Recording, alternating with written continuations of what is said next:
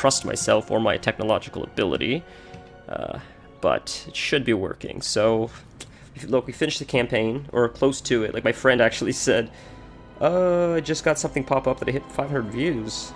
On what? What the fuck is that? What is that all about? I don't know what that's talking about. Who cares? Anyways, my friends were trying to help me with some of the tech side of this shit, because I still stink at it. They're so patient with me. But I'm going to bring it up just to make sure it's working, because last time when I was doing Baldur's Gate, there was no sound, and I don't want to be screwing you guys for like half the thing without no sound. So we'll just double, triple, quadruple check, and just to make sure we're live and the sound's working as intended. And let's take a look. As soon as it wants to come up, good God, man. Oh no, people getting kicked out of the guild. I guess we logged on at the right time, didn't we? Let's just double, triple, quadruple check really quick. So I see we're live on the YouTube. God, man. Oh, I see your sound. Beautiful. Make sure we're live on the Twitch. And then we'll get right into it. So I was going to do a little bit of creative writing today, but I'm late, so we're not doing it. I'm not going to force you guys into that shit. It's like, it's not fair to you guys. My point is, I would only do it if as a bonus, not as like forcing you guys to listen to it. So the stream schedule is normally 3 to 5, and if I would log on 10 or 15 minutes earlier, then it would be fun to like add in a little bit of writing as a bonus. That way, if you show up for the regular stream time, I'm not stealing your stream time. It's like if you want to show up early to support some of the writing stuff, that's great. But if you don't care, then you just show up at 3, and it's like I never did it. That's my point. Now for the VODs, what I would do is, under normal circumstances, I would have a timer running in the corner, so you could fast forward the VOD 15 minutes, and when the timer reaches 0, that's when the stream would actually start.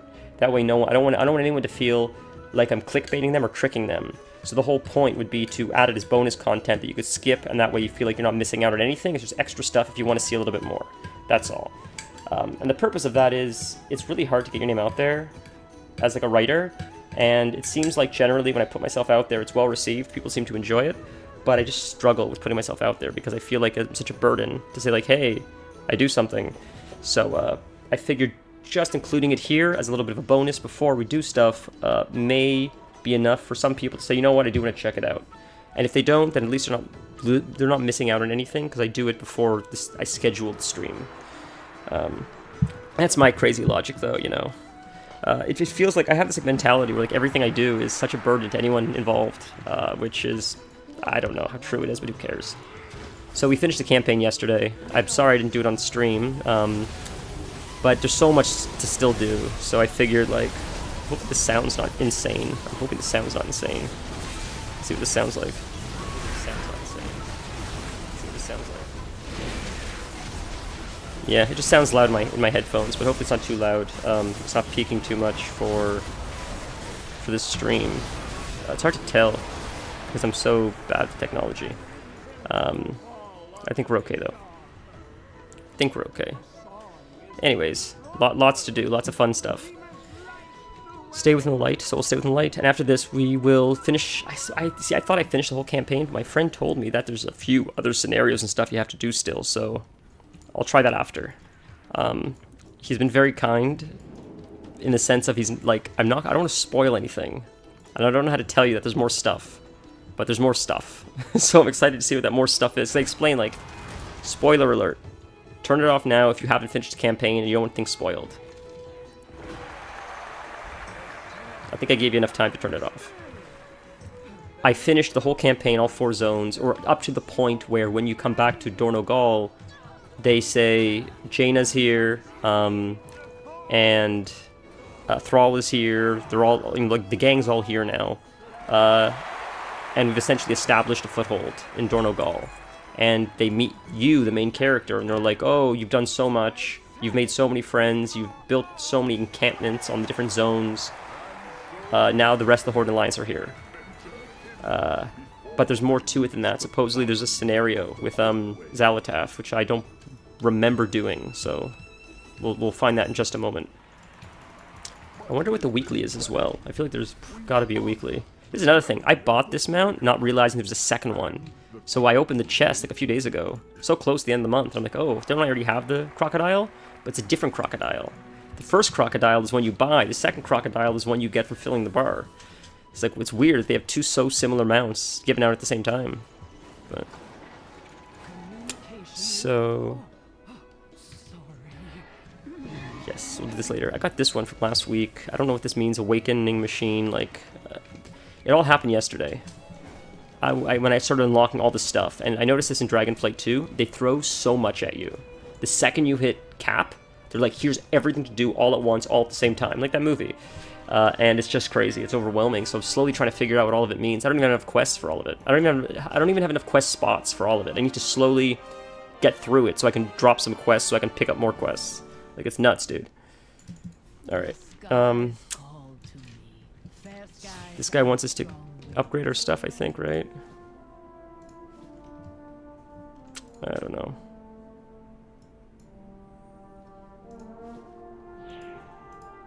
I don't know. Who cares? I thought there was a quest here. Maybe not. Keepers of Renown found. Over there, over there.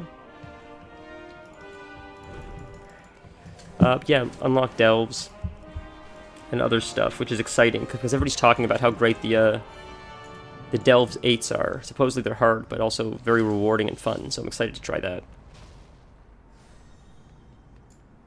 I have an extended Oh my!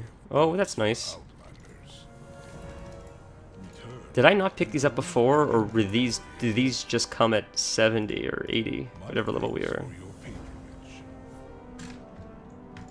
Oh, it is Brewfest too. I always forget about Brewfest.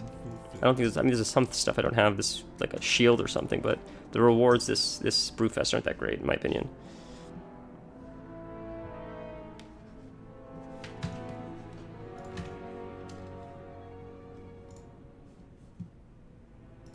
Let's forget about Brewfest.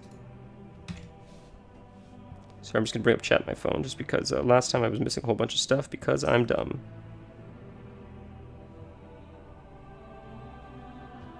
Oh my goodness.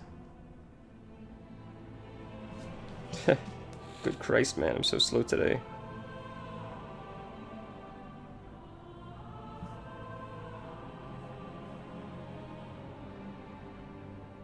There, brought it up. I don't have to worry, no one really chats anyway, it's not the point. I'm just trying to be respectful if someone does. Let's check out the vaults, and then we will continue this quest, and look for that Xalatath quest you told me about. Something that, like, I still have a gripe with, is I don't see a justification for why you're forcing us to use dragon riding. First off, it kills the immersion. I cannot see the art department grateful that you forced people to use the dragon riding. I can't see a world where the art department's like, oh, great, people can't see what the zone looks like because they're moving at 300 miles per hour from point A to point B. That's awesome. Thank God you implemented that. Not only that, you forced people into it. That's what sucks. First off, I think it only hurts the X-Pack to force us to fly at the start. I think if you force us on the ground, we have no choice but to enjoy the zones, because you're grounding us. I understand it's an unpopular opinion, but at the very least, if you could give us manual flying with the dragon riding, I don't see what the benefit is to gatekeeping manual flying. If anything, dragon riding is harder than manual flying. So if someone has like a disability where they can't use dragon riding properly, you're pigeonholing them to not experience like the game properly until they unlock regular flying, which was a staple of the game a lot longer than dragon riding. I understand I'm probably being bitchy, but it's just, I don't see a justification for it. It just seems like you didn't think it through, in my opinion. But whatever, maybe it's a bad take. If you don't want to ground us at the beginning of the next pack because there's a lot of layers and you need to fly around, that's fine. But I think moving forward, it would be more respectful and considerate to allow people the option to have both manual and dragon riding. Because I can't stand dragon riding. I do it, but I cannot stand it. I much prefer manual flying. But it's not even a matter of what I like or what I don't like. There are people that actually can't do it. And you know that, you've acknowledged that, because they have dungeons where you're able to speak to an NPC and they'll fly you to the zone or to where you need to go, because dragon riding is hard for some people. And it may be a minority, but it doesn't matter. You're excluding those people. And like, if you're all about inclusivity, like you say, that should have been considered. I felt like that was a major oversight. But what do I know, right? Let's check out the vault and see what we got.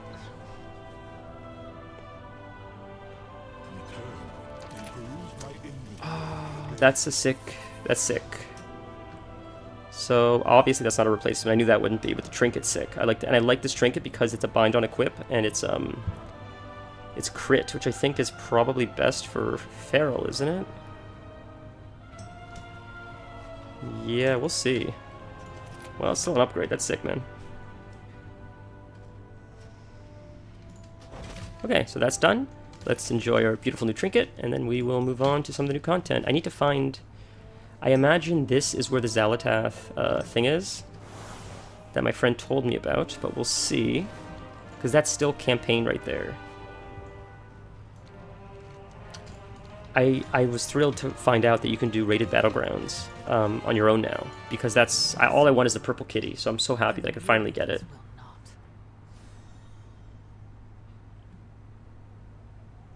You may take your leave.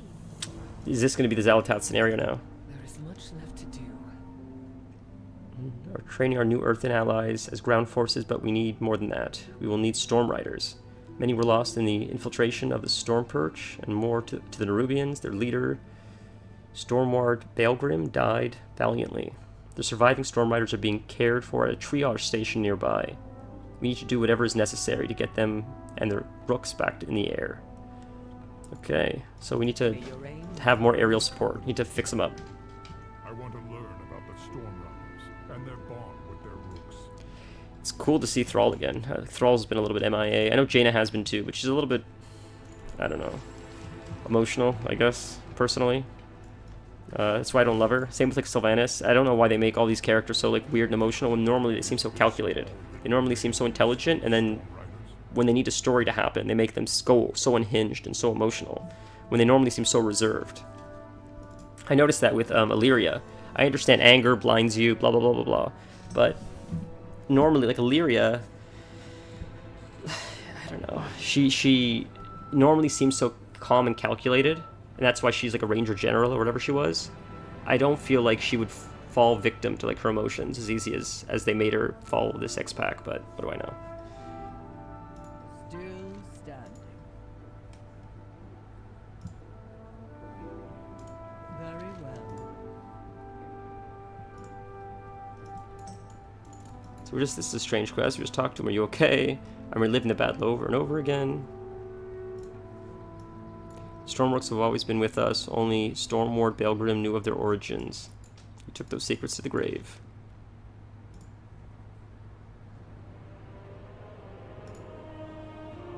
We need to ask someone who knows the word. Lucella, may we speak? Turn this up a bit more so you can hear it. I feel like it's too low.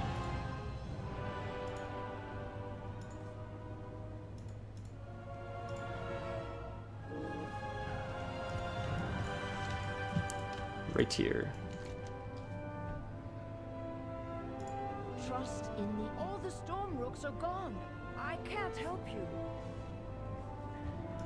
Now, if you'll excuse me, I have my rook fish to water. So She's hiding. we just follow her? Follow her. Does she go this way? It's hard to follow if we don't know where she went.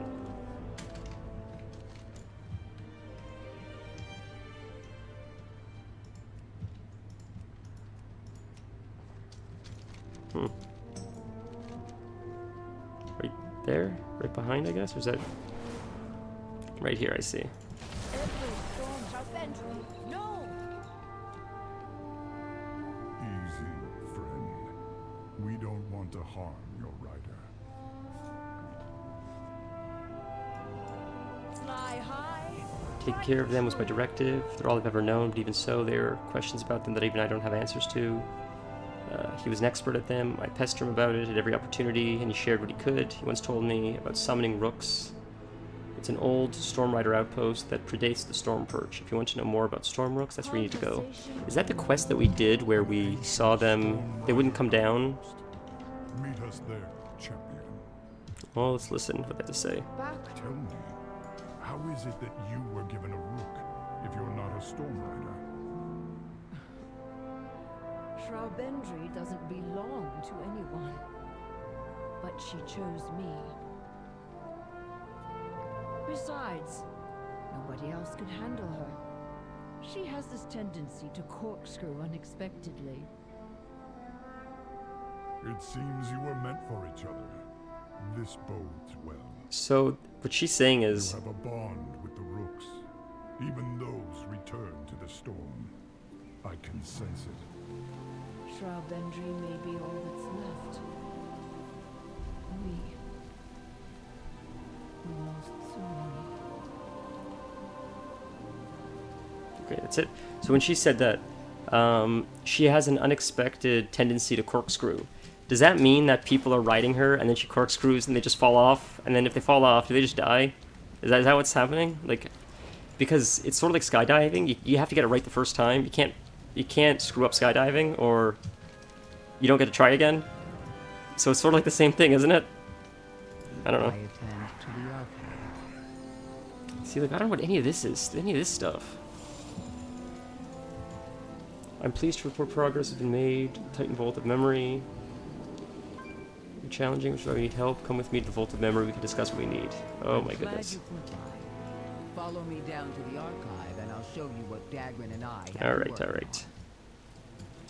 Quickly, the engineering thing, before I forget, because that's on a 12-hour cooldown. And is it up right now? It should be up. I should be able to do it. The inventing, or whatever it is. Yep, I can.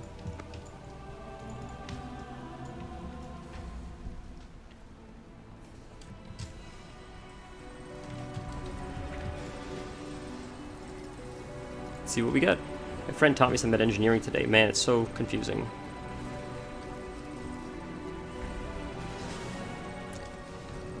So, instead of scrapping this, we're going to learn it.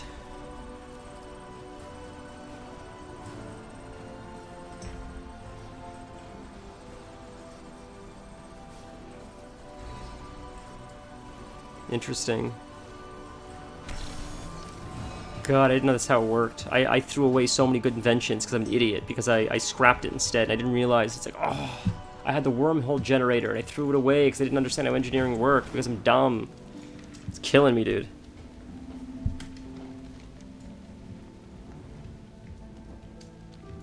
That's meeting Bran. Where is the other quest? Here. Right there.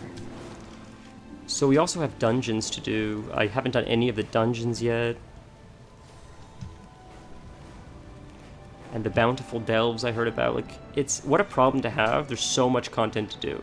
That's, like, wonderful. It feels so, I'm so happy to finally have to say that. I don't know where to begin because there's too much. That feels awesome to say. I hope it's a problem. You're never late. Whenever you show up is a perfect time for you to show up.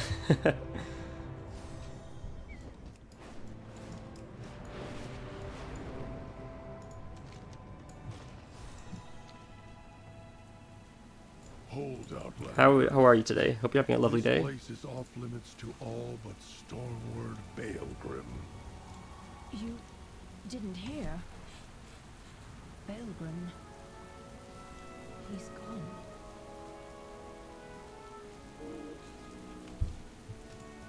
Fly high, strike true.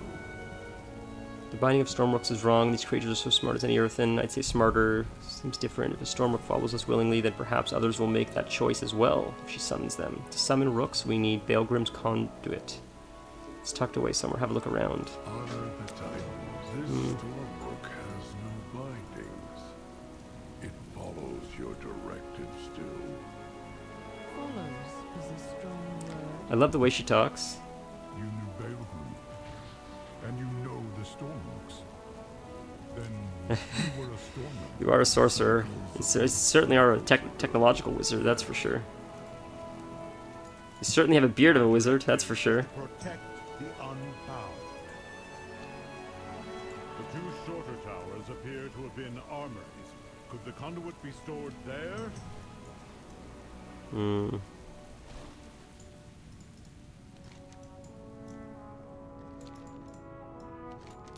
The gate is rusted open. Position.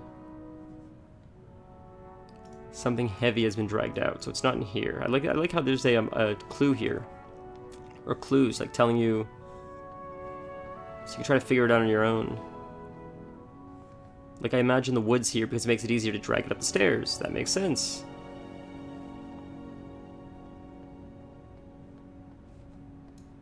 And that's to shoot it up? Is that what that was? Sort of like...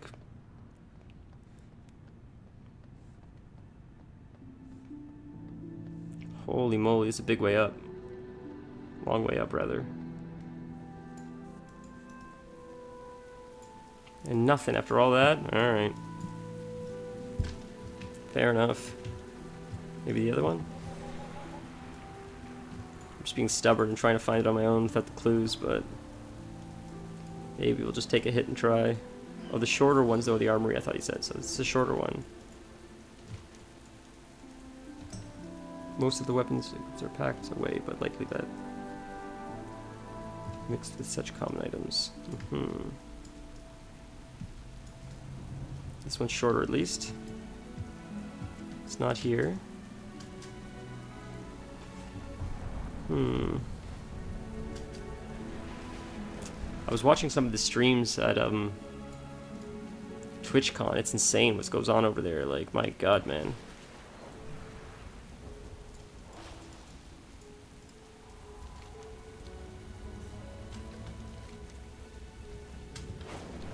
So it is in there. Didn't I go in there originally? I didn't see it.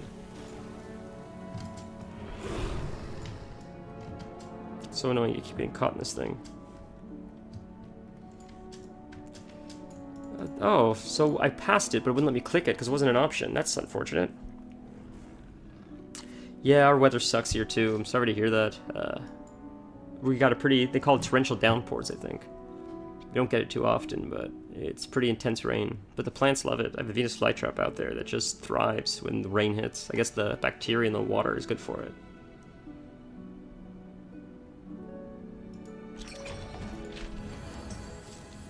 Nice. Hand it back. But, yeah, there's like this... I didn't know there was like a feud between like Kick and Twitch, which is sort of strange. Because they're both like streaming platforms. It's not like streaming is like mega popular. Like, it's popular, but it's not the biggest streamer in the world, whoever that is, could walk down the average street without getting mobbed like Brad Pitt could not do, like Elvis Presley could not do. They have a lot of younger fans, but it's not Taylor Swift. It's not Michael Jackson. So my point is, not just that, but like I don't know how long a career in streaming lasts if you're number one. I feel like you have to diversify your portfolio in order to stay relevant because you know, it's sort of predicated on the idea of like attention, and because it's not like super big productions where like Hollywood could make someone famous whether the public likes them or not because they just force them onto you and then eventually accept them. That's what Hollywood's always done. They make someone famous. They don't it's not luck. Through enough force, through enough repetition, people just start recognizing actors. And that's why a lot of it's like pay to play. You scratch my back, I'll do you a favor and make you a star. Harvey Weinstein did that to a lot of people. It doesn't make it right, but it's sort of how the system works. Whether an actor sucks or doesn't suck, if you force them into enough movies, eventually the world accepts them. But Twitch is sort of like a little bit more of a meritocracy in the sense where you grow if people like you, and they like your personality, or they like the effort you put in and stuff like that. But with that, because it's not as forced, I think it can also be taken away just as quick. So that's why you want to diversify your portfolio. I know like Mr. Beast and other people have like soft drinks and foods and other stuff. That way if YouTube ever runs out, they have money invested in other places to make money. My point is, I think a lot of big Twitch streamers may not think like that, and they just put all their money or all their eggs in one basket. And not just Twitch, but like Kick as well. Especially a lot of these more risky Kick streamers that are doing stuff to go viral. I don't know how, if a clip goes viral because you're like harassing someone or doing something dangerous to someone, it probably goes viral and gets on the news. But I don't know how you make money from that, especially long term. And eventually, if you keep upping the ante, doing crazy stuff like Steve-O, at some point you're going to cap out. Either it's going to risk your life or get you imprisoned, or people are just going to get tired of it.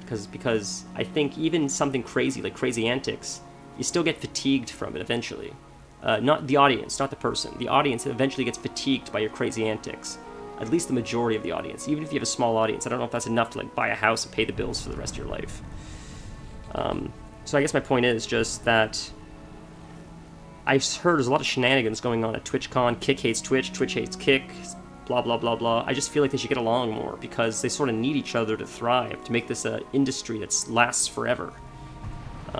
I don't see any benefit to like being in competition versus collaborating. I understand each website wants to make their own money, but I'm talking about the individual streamers. I think if everybody just got along better, it would work in everyone's favor instead of having this rivalry where like you guys suck, we suck, or you know whatever. We'll harass you. Some of the videos I saw were insane, just insane, and I don't know how long or sustainable that is as a career, personally. But who knows?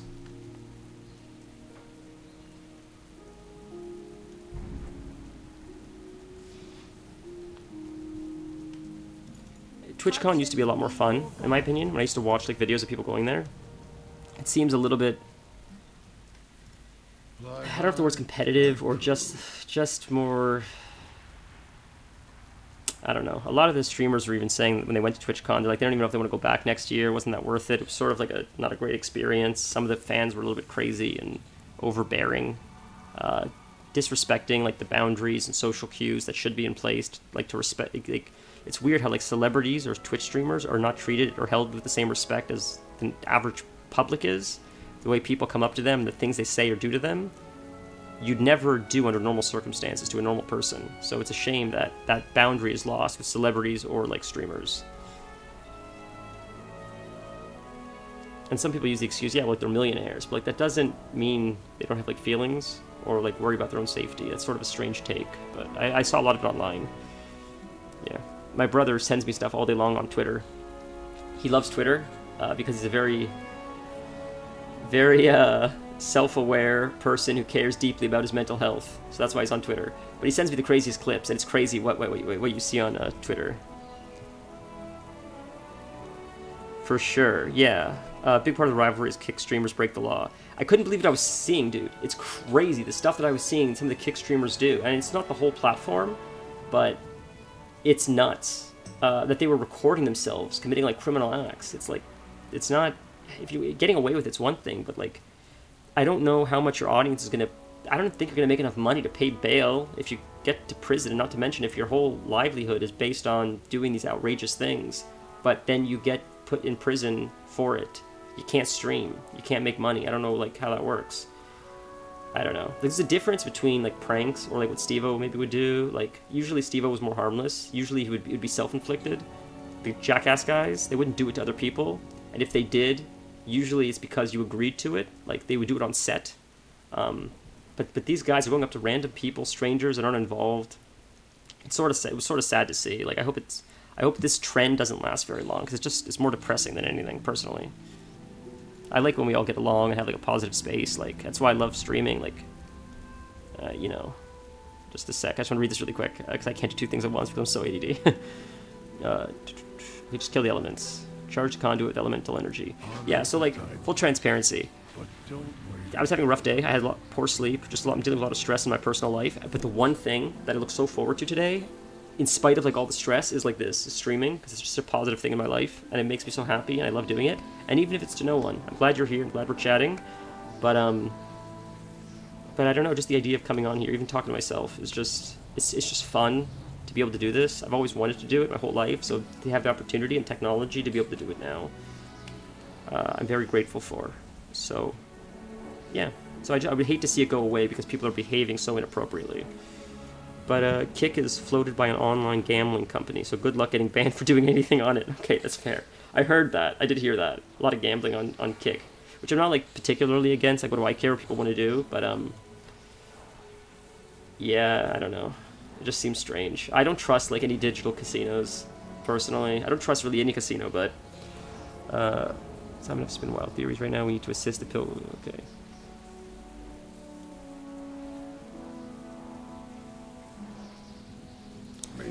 Oh, gotta drop a quest. So, my thing is, like, I feel like a slot machine could already be rigged. A mechanical slot machine, the original slot machine, I feel like that could be rigged. But I feel like it's even easier to rig a digital slot machine. And what I mean when I say rig it, I mean it's easier to make you lose more often than you normally would on a traditional slot machine before it becomes sketchy. At least if it's a mechanical slot machine, maybe you can say, wait a minute, like something seems up. It's easier to determine whether something's behaving as it shouldn't. But with digital, there's absolutely no way to know. And I understand, like, it's illegal, but, like, you know, the thing with illegal is good luck proving it. A lot of these dinosaurs in office don't understand how a lot of this technology works, so people can just get away with murder. And that's often what happens. Usually, these technology companies like Twitter or Facebook, they operate, you know, under the law for a very long time until something becomes so well known by the general public, by the Karens on Facebook, by the, you know, the non-tech people of the world, that then it becomes a problem, and then legislation has to step in. But by that time, it's already been operating for like half a decade at least. She's strong enough to carry us both. That's fair, yeah. So the issue is Stake will pay streamers to gamble and give them the money to gamble, so it blurs the line for viewers on how drastic losses are. Yes. My opinion on gambling is you know, as Einstein said, the only way to win in a casino is grab your chips and run out the door. And I agree with that. The gambling, to my understanding, and I'm not very intelligent, clearly, is always statistically against you. The odds are statistically against you. That's the benefit of gambling for the casinos, is that they create games where the benefit is always on their side. The chances of winning are always on their side. And it's a high risk and fairly low reward for the most part for you. But they're capitalizing on the idea of the chase and the psychology of, like, yeah, but I could be the exemption to the rule. I could be the one that buys the lottery ticket and win. And I think there's an addiction that follows that very quickly. I feel like anytime you pull the lever, anytime you press the button, anytime you spin the wheel, there's like a dopaminergic kick that says, like, okay, even if we didn't win, it still felt good. Let's do it again. And like TikTok, it's so easy because it's just it's one button, scroll, scroll, scroll. So to get so much dopamine, so many dopaminergic kicks for like such little effort, I can see how that becomes like a habit. And that's what makes it so dangerous.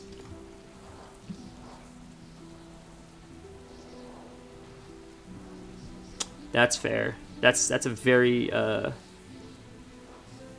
healthy approach. Treat it like smoking. 0 ads. Make advertising it illegal. Then there's no benefit to, like, because it gets a lot of hits. I'm sure lots of people watch gambling streams, and the benefit there is advertisers. But if you make laws against being able to advertise on it, there'd probably be less incentive to do gambling streams because a lot of the money probably comes from advertising. That makes sense. That's interesting. It's a very good take. Yeah, you're smart. You're not smarter than I am. I have no interest in playing a game where the odds are, like, greatly stacked against me. And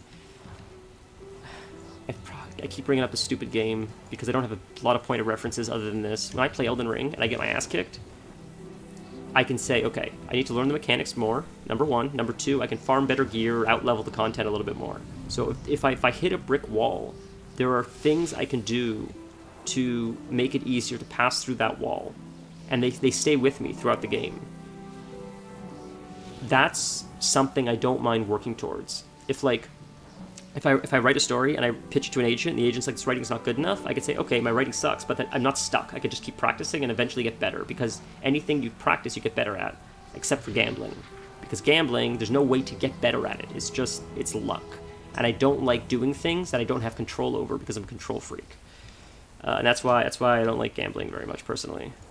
Nothing like the wind in your crags.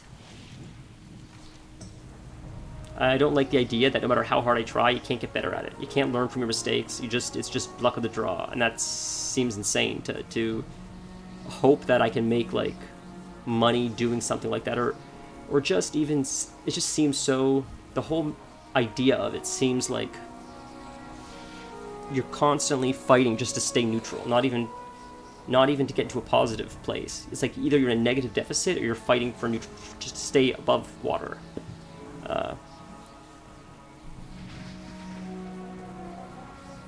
Correct. That's a healthy mentality. I agree with you.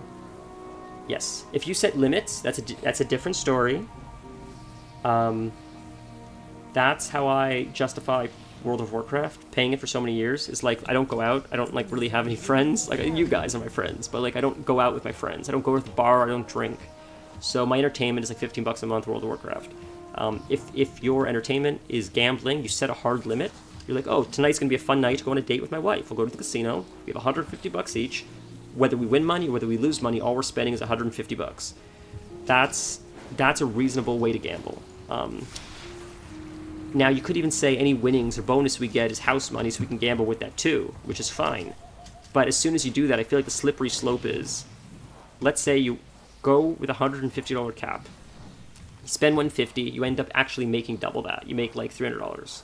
You're like, wow, so we have $150 house money. Let's spend it. So then you spend it, and let's say you lose it, and you're back at $150. But you feel like you're in a negative deficit, even though you actually technically didn't lose anything because you started with $150 and you lost $150. But because you won $150, you actually didn't lose your money. You lost the house, you lost the bonus money. But psychologically, it feels like you did lose, even though you didn't have that money before you entered. So now you're chasing that money. And that, I feel like, is the gambler's like conundrum or the vicious cycle that like starts like addiction. But I could be way off. But I absolutely agree that like that's a very healthy mentality. I think moderation, you know, Oscar Wilde says, everything in moderation, including moderation, which is true. I think if you're healthy about it and you recognize how dangerous that chase could be, and you set hard limits on yourself, then it can be responsibly enjoyed. But from my personal experience, the people in my life that generally partake in gambling have no self-control, in spite of what they say. Not to say that everyone's like that. It's just, I think knowing how slippery of a slope it could be is very important to know going in. And I think that's, and I'll be honest, I don't really have ethics to the degree that I think most people do in regards to like, oh, you shouldn't advertise gambling to kids. I personally don't care that much. I feel like the parents should have the self-awareness to teach their children about the dangers of the world, the dangers of drug and alcohol, the dangers of dangerous people, the dangers of being manipulated and gaslit and gambling addiction. And I feel if they don't do a good enough job priming their child for the world, by the time gambling comes into play, they're probably already screwed if they don't understand the dangers. But with that being said, I still think that children are impressionable, and just because I feel a certain way doesn't mean I'm right. And there is something sketchy about like gambling in front of kids. I don't know why. I don't know why it feels sketchy. I don't have any rationale to back that up. I guess it just feels a little bit manipulative because gambling is predicated on the idea of like false hope. I think maybe that's why I struggle with it a little bit. And I've seen how destructive it is, unfortunately. To be a little bit transparent, I know people close to me that have unfortunately made very sad decisions because of gambling addiction, and it's different than drugs or alcohol, because if you're addicted to drugs or alcohol, generally you can see like a physical decline. Generally the person misses work, or their breath smells, or they're losing weight, or they're putting on weight, or their skin's getting bad. But gambling is one of those things where it's hard to know, because like there's not, you don't really see it, and especially with online gambling, or like you can gamble on your phone now, like you can do it everywhere. That almost makes it more nefarious, because it's so tricky. You can hide it so much easier than you can hide like drugs, which show up on a test, a pee test, a hair follicle test, or smoking, which you can smell on people, or find a box of cigarettes. Gambling is a bit of a tougher one, and I think the very nature of it is what makes it so dangerous. Personally, I don't know how I got on this topic. Oh, we're talking about kick. Sorry. I don't have like opinions like this. Like, you know, I'd like to say that I'm like holier than thou, and if someone came to me and they're like, here's like $100,000 if you gamble for like one stream a week, I'll give you $100,000 a month. I'd like to say, no, I'm better than that. But the truth is, that's a lot of money, and I'd be able to take care of myself and my loved ones who could really benefit from that kind of money. And I think that I would do that for the money. I mean, the first time ever 2 days ago, I went Druid Resto. Your Druid is really powerful. Yeah, I just hit cap, actually. My Druid is a Guardian Druid, which is a tank. So here, if you go here, you'll see there's 4 specs. So it looks like your Resto, which is a healer. The tank, so the healer keeps the whole group alive. The tank protects the group, essentially. They take most of the damage, and these two specs do the damage.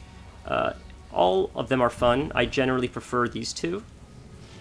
But Resto is a very strong and probably one of the most well-respected healers in the game, so... I follow the edicts. Wow, that is insane. $250,000 is crazy.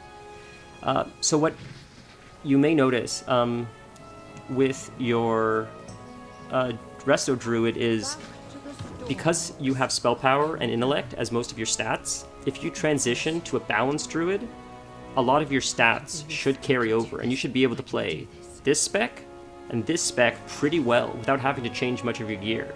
Because a lot of the gear that works well for this spec also generally works well for this spec.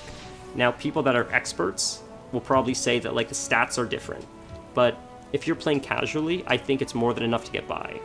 I think if you were to go from like a spell casting spec like Restoration, and then maybe try something like this or like this, you might notice a little bit more of a gameplay difference, because these are melee classes, so they get up in the face of the enemy, versus Balance and Restoration Druids, they're able to stay back and have a lot of space between you and the enemy.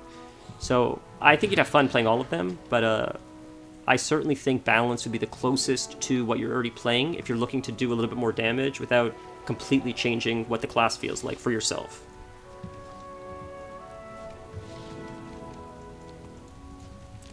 $2,500 is, or $25,000, $250,000. I can't even say the number, it's so damn big. That's insane. I cannot get mad at anybody for accepting $250,000 for gambling. I'm sorry. That's life-changing money. That's crazy, especially if you never had it to begin with, and someone says, here's $250,000 just to play gambling online. That takes a certain kind of individual to turn that money down. That's insane. I'd like to say I'm that moral. I don't think I am, personally. That's so much money. You could take care of your family. You could do so much with that much money. That's nuts. Oh my god. My poor snake was sick. I mean, he still is. He's getting better. But my point is, my birthday came up, and I came into an extra $200. And I literally cried because I had the extra money, so I could treat him to, I could upgrade his cage for that $200. I wasn't expecting that much money. Like, not that it's not that much money, it's $200 freaking dollars. But like, I was so unexpected, and I was just so happy to be able to do something nice for like him. That yeah. So I can't imagine turning down $250,000. You absolutely do not have to start over again. Oh, you're only level 30. So, Restoration is a very powerful spec, but because you are a healer, you're going to kill stuff a lot slower. You can switch between all the specs all the time, and you can do it 100 times a day, and you don't have to start over. And as soon as I exit combat, I'll show you how to do it. It's really simple. Sorry, I'm just gonna... Oh, it looks like it's a cinematic. 1 second. Okay, it's a cinematic. I can't show you in just a second, but you can switch from spec to spec without any repercussions. So I recommend it. Seriously, like next time you play, change it to another one just for fun. Read what all the abilities do, and maybe you'll enjoy it more. And if you don't, you can always switch back, and there's no change. Should also be illegal. How can a company afford that advertise to children if it's not stupid profitable? That's correct. You're absolutely correct. And it does seem a little bit like you can't advertise cigarettes to kids, so like, it's sort of a... This is one of those things though where like I feel like it's not illegal yet because legislation is not caught up with it yet. Legislation is really slow with like tech generally, I find. Oh, I forgot to do my transmog, it looks silly. Well done. The Stormrooks have heeded your call. Not just mine. Theirs. They chose to help us. Sorry, cinematic. Of their own free will. I love her mentality. What now, Lucilla? We have a lot of work to do. The reason why I love her mentality is she, and this is how I've always said it, my animals are not my pets. They're my like friends. They're my best friends. I care for them because they can't care for themselves like a child, but I don't own them. Like you own a slave. You don't own a pet, in my opinion. You live with the pet. And what's the difference? The difference, in my opinion, is I don't like the sense of control. I want them to have autonomy. I always used to get in fights with my fiance when we first got our cat, because I'm like, if she'll tell us when she wants to be picked up, unless there's an emergency, or I need to cut her nails, or I need to put her in a crate to travel with her. I feel it's wrong to like take that autonomy away from her and pick her up just because she won't bite me. She's being kind and not attacking me and biting me. Not, you know what I'm saying? Like, I want to give her the autonomy of her freedom to explore, and when she wants my attention, she'll come to me, and she's very loving, and she cuddles. She's almost like too cuddly, and I love that, but I think that's partially because I give her space when she wants, and she doesn't want it, but she knows she can have it if she needs it. They're trapped in our house all the time for their whole life. At the very least, they should have the autonomy to roam as they please. That's sort of how I think about it. Yes, so this form is a little bit more complicated. This is the Bear Druid. So really quick, to go from spec to spec. So let's say I'm like you and I'm in Restoration. So just a sec, I'm switching a specialization so you can see. So, okay. So we're in Resto right now. So you are in Restoration. This is what Restoration looks like. If you wanted to try another specialization, you would just, if you're playing the game and it looks like this, you would press N on your keyboard and it would bring that up. Or if you go down here where it says Talents and Spellbook, you click it, and maybe this is what you would see. If you look at the bottom, it says Spellbook, where all your abilities are. It says Talents. This is where it originally took you. And then it says Specialization. And if you go to Specialization, you'll see we're currently in Resto. But if you just click Activate any of these buttons, it will change your specialization, and you can use the abilities of that specialization. So if you don't want to heal anymore and you want to try one of the other specializations, you just hit Activate, and that's how you can use those abilities. Now what you're going to notice is, because if you've never done it before, you're going to notice that this bar, which is filled for me, is going to be empty for you. And that's because these points, these talent points, which I'm sure you've learned of, I'm sure because you're already level 30, is empty. You need to fill in the talent points.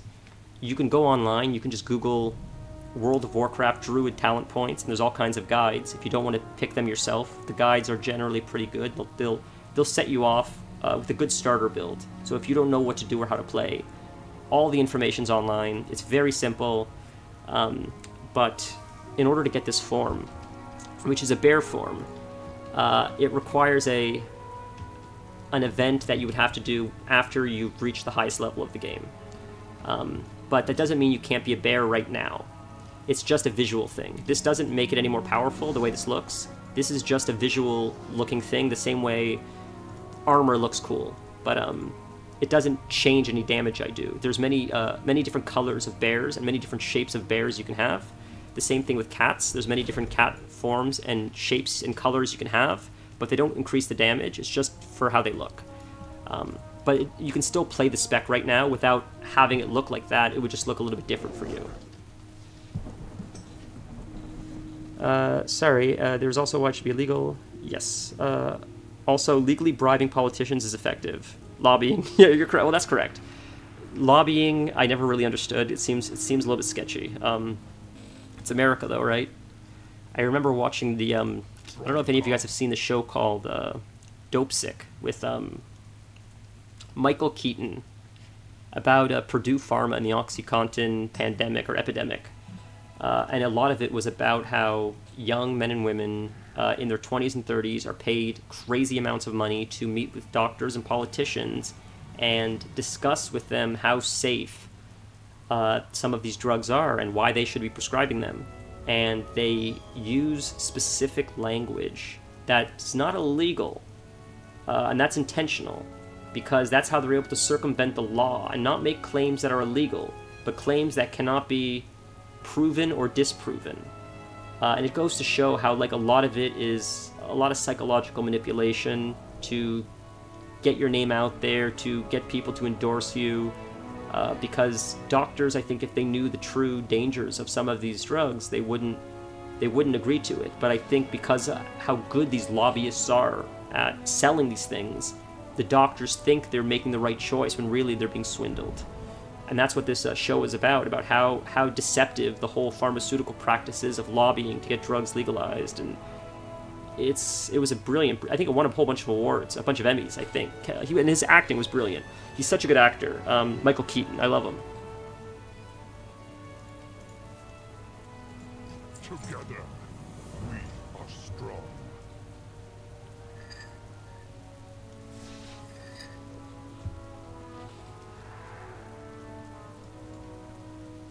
For the storm roots and their Oh, more talking. need time, and you are needed at the shore. Do you have any setups at your action bar? I had healing on the first and damage on over it. Do you have any combo tips when fighting? That's a good question. Well, here, I'll show you. I'm a bit of a noob, I'll be honest with you, and I'll show you why I say that. A lot of people click their keyboards, but I don't know if you can see my mouse. It has like a whole bunch of buttons on the side. That's how I do a lot of my combat, by pressing the buttons on the side. Oh, you're so kind. I really appreciate that. Thank you for the sub. I think the best advice I could give you for learning like combat and how to play the game is trial and error. I know it's not the advice you're probably looking for, but I think everybody has a different playstyle, and I think for the most part you'll learn what synergizes well by reading the spells. But even if you don't do that and you just play what feels right, I think over time, the more you do it, you'll start realizing, like, oh, this flow feels right. If I cast this spell followed by this spell, that feels better than if I do it the other way around. And you may realize that. Yeah, dude, I love it. It's so sick. I can't play the game like most people. They press like the 1, 2, 3, 4, 5, 6, or like they use like hotkeys. I've never been able to. I've been playing this game forever. I've never been able to do it. So this allows me to use hotkeys, but with my thumb instead of like my left hand, which is what most people do. But what you may notice, is it ISO FPS? Is that how you say your name? I hope I'm saying it right. What you may notice is some spells empower other spells. So what I mean is, like, let's say druids have like Moonfire and Wrath. This is an example. I don't know if this is actually true. Wrath may do 10 damage on a target, but if you cast Moonfire first, the Moonfire may increase the damage Wrath does by another 10%. So instead of just casting Wrath first, you would cast Moonfire first, and then cast Wrath, because you would get the damage bonus from the Moonfire. I don't know if that's too confusing, but generally, from my experience, spells work like that, where you'll notice the more you play, oh, if I do something in a certain order, it actually increases the benefit of the next spell coming up. Or sometimes, if you cast one spell, it will actually, once in a while, allow you to cast a different spell for free. It will not cost any mana, it will not have any cast time, it will be an instant cast. And you'll know that because things will glow on your bar. Yeah. Yeah, but it's a very neat mouse. It's called Logitech. Good, I don't remember the name of it. I could Google it if you're curious. I can't remember the name of it. It's Logitech G600. G as in George 600. And the reason why I got this is because I used to have something called a Razer Naga. And it was awesome, but I had 2 or 3 break on me in like a year. And they were so expensive. I think I spent like $150 on them each. And I had 2 or 3 break in the same year, and then I bought this mouse for $50 like 2 or 3 years ago, and it's still working. And that could be anecdotal evidence. I don't know. I have no way to prove that it's a better build quality. I just know that I still have it, so I'm happy about that.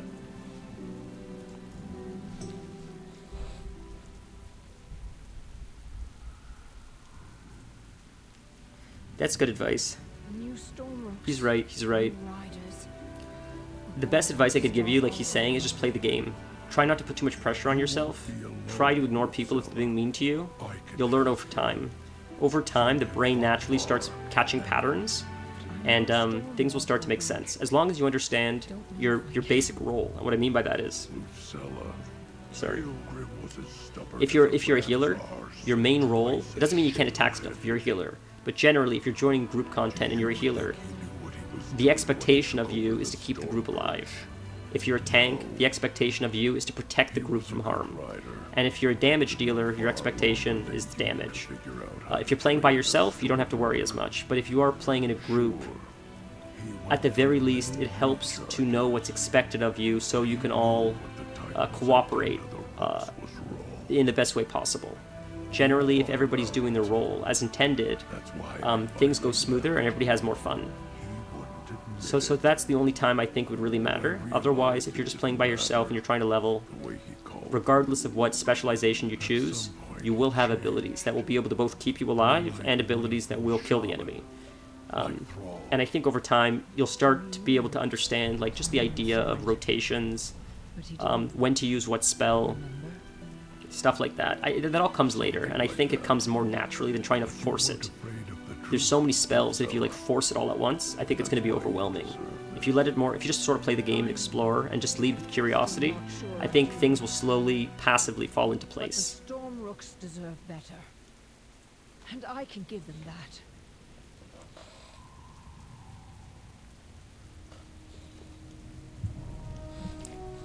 I'm addicted to this green jasmine tea. He's absolutely correct. The healer priority is yourself, the tank, and the DPS, because number one, the healer needs to heal themselves, because if the healer dies, the whole group wipes. The healer is the backbone of any group. Tanks are very important. I love tanks. I play a lot of tanks, but I only feel as confident as my healer feels, and that's like the truth. When I play with a healer that knows their stuff, I feel way more confident in my ability, because if I screw up, I feel like the healer can protect me. The healer can keep me alive. If the healer doesn't have confidence in their own ability, then I'm playing more reserved, more conservative, because I need to keep myself alive. Generally, a tank wants to keep themselves alive anyways, but the truth is, if you're playing with a good healer, you can sort of offload some of that worry to the healer a little bit and do your best job to keep damage off the group, generally. If a tank doesn't have to watch their health as much as... The less a tank has to really watch their health, the more the tank can focus on tanking, essentially. Within reason, of course. Of course, within reason. But that's why I say that the healer's the backbone of the group, because a good healer, like... You feel the difference between a good and bad healer more than you feel any other role in the game, in my opinion. Bad tanks are very common, but a good DPS could carry a bad tank. But I think it's a lot harder to carry a healer that's not performing as well as they could, because the healing role is so important. And no pressure at all. But at the same time, a good healer's held in very high regard, very well respected. Everybody wants you on their group, everybody wants you on their team. It's like one of the most sought after roles, because it's hard to find a trustworthy good healer that really can like have your back when you need them, in my opinion.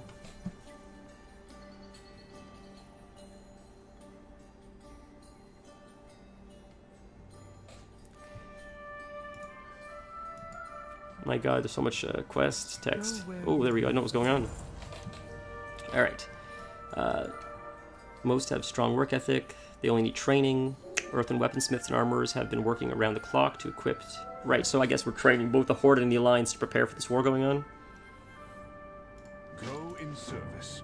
The Magha will claim victory. What I thought was fascinating is this whole time, up until this point, when everybody came to this island, I was really the only Horde. It was mostly me and a bunch of Alliance, which I thought was interesting, story-wise. I've got a lot of work to do. Get down there and give these Earthen a taste of what it's like to face a real threat. Try not to knock any offline. Okay. You're in luck, Exarch. You get to see how the Horde gets things done. Training means I more did not know than that. meeting your recruit's sense of That's sick. I'm still trying to figure out the engineering. Oh, I was so upset because I just learned that when you do this invention thing, I've never done engineering before. I've never done engineering, so it's a lot of fun. When you do the invent and you make something, I was scrapping it like an idiot. My friend said, don't scrap it, learn it, and then you learn how to make it. So like I threw away so many inventions I already made because I didn't realize it's how it worked. Oh, it makes me so sad, but it's too late. But I appreciate you letting me know about the 619 crafting. That's crazy high level.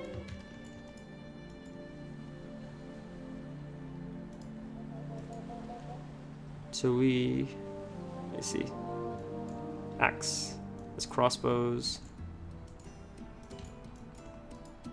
What do I do here? Earth and trainees armed. What? Am I missing something? That's gotta be an upgrade. Alright. We'll fight first. So, we could probably do Kitty now instead of Guardian. Auto hammers. Also, to the skill concept, the game unlocks things as you go to give you time to learn how spells work and interact. Absolutely, that's true. You should make so what are auto hammers? Is that like repairing?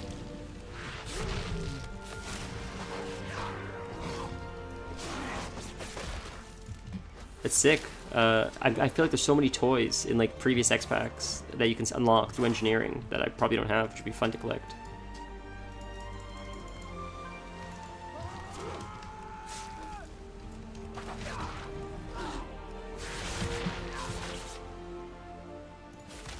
Something happened with my what's going on here?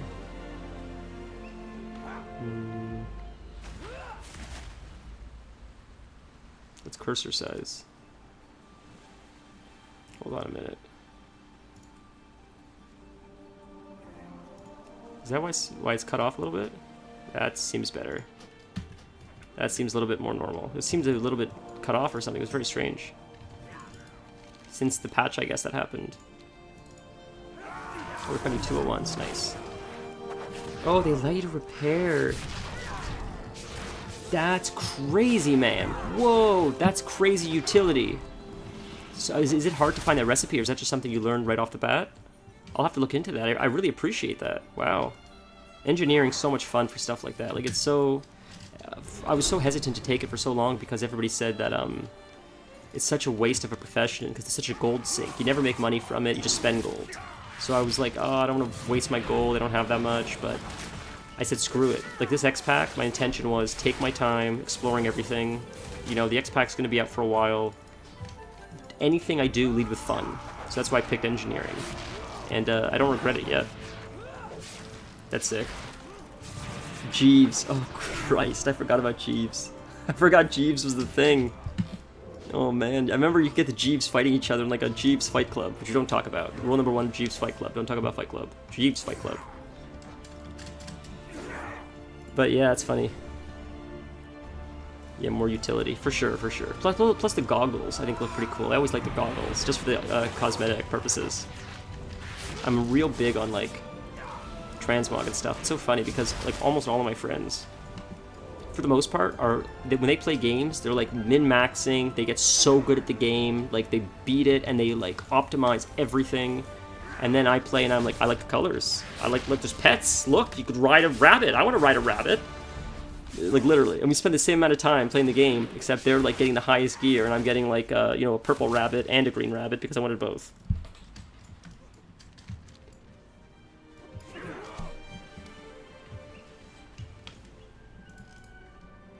Crossbow. No, that's the hammer.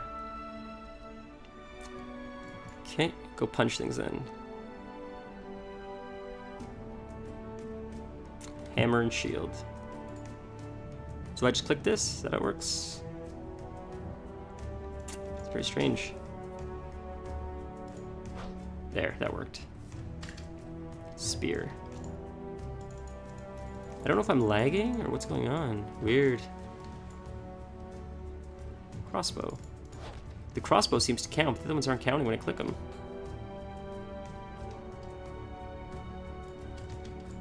Hammer and shield. No, it's crossbow. I'm dumb. Whoops. Hammer and shield. That's the hammer and shield. There we go. That time it counted. The weather's not great here, so maybe it's a little bit of lag. I notice. Axe. That's an axe? Yep. 4 more. Spear. 3 more. Yeah, so I saw some videos on like live stream fails or whatever they call it, which I do not frequent very often because it seems a little bit crazy over there. But the few that went viral on like Twitter I saw, and some of the clips of TwitchCon were a little bit sketchy. Some of the things that people, I don't know if like people were pressing charges or anything, but I just saw a few people got kicked out, a few people were like licking people and stuff. Just, I don't know, sort of strange. And like, even if you're someone who is like that shock kind of personality, like I think there's a difference between doing like something silly or shocking, you know, showing up like naked, streaking, and making someone like fearful for their safety. It sort of feels like a really big difference.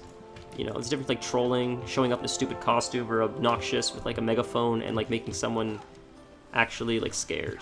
I think there's a big difference there. I don't know. Meddling Titans. Do the Alliance and Horde always bicker like this? Die well. My faith is my shield. The Alliance will prosper. Home to Roost. You've already done this great service. I was certain that this campaign was done. I'm shocked it's still going on. I'll be honest. I told my friend I finished the campaign. He's like, no, you didn't. There's still a lot more to go. I was like, oh my god, man. I did all the zones. I thought you finished the zones. The campaign's done. Holy moly. But here's an example. This stupid book I worked so hard for last X-Pack. Almost the whole X-Pack I was working for this. And I pretty much got this the same time my friend got Keystone Master in Mythic Plus. So like, it just goes to show like goals. My friend was like grinding away to get Keystone Master to get 2k in Mythic Plus, and I'm grinding away in the Mage Tower to get 1 mount. But it's just, but you know what? I feel like when we both hit our goals, we were both just as excited to share it with each other. So if that's not friendship, I don't know what is. Wings carry you. What chapter are you on? That's a great question. Be your guide. Wow. That's insane, man. I didn't realize there were still 5 chapters. Holy moly. My directive is to tend to the So the zones aren't even like the campaign? I did the whole all the zones, and I got an achievement which unlocked world quests and all this stuff, and now all of this opens up. I had no idea. Oh my goodness. I am so I feel like I made a clickbait title now then. I had no idea this whole thing. I figured when I finished the last zone and Jaina and Thrall and everybody came, I'm like, that makes sense. That's the end. We united all 4 zones. The Horde and the Alliance have come here now to set up the encampment.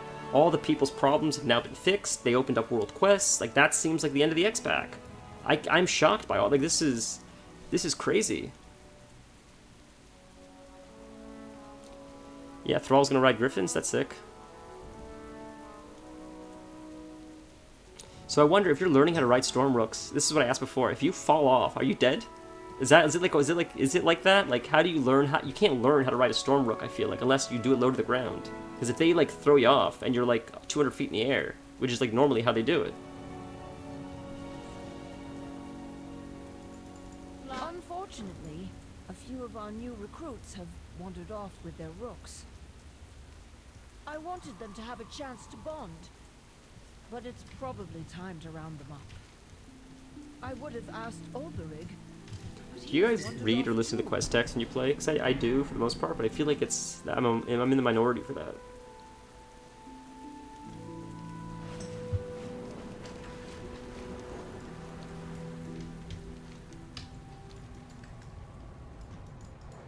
A magical city traveling the world. Just think of all the places it saw before it fell here. It's true. Apologies. We seem to both enjoy exploring. Let's go, Traumer. Did any of you guys play Remix? Remix was just a blast. When it first came out, I didn't play it, and I finally did, and I fell in love with it. And I ended up playing more Remix, and I ended up playing Dragonflight until it ended, all the way into this X-Pack. It was so much fun. Excuse me. Too far away. It felt so silly, but at the same time, just like so relaxing to just go in there and blow stuff up with crazy abilities and crazy numbers and infinite health and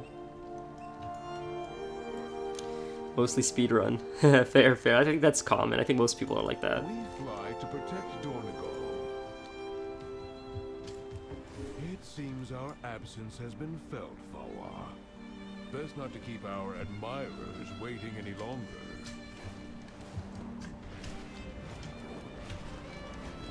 Wow, I really was not expecting to do all this campaign stuff today. I thought we'd be doing delves and all the new content that came out, but I feel like this is... We should do this first, especially because, like you said, you get to like 613 or whatever at the end. That's or whatever the number was. It's crazy, like. That appears to be the last of them, for now.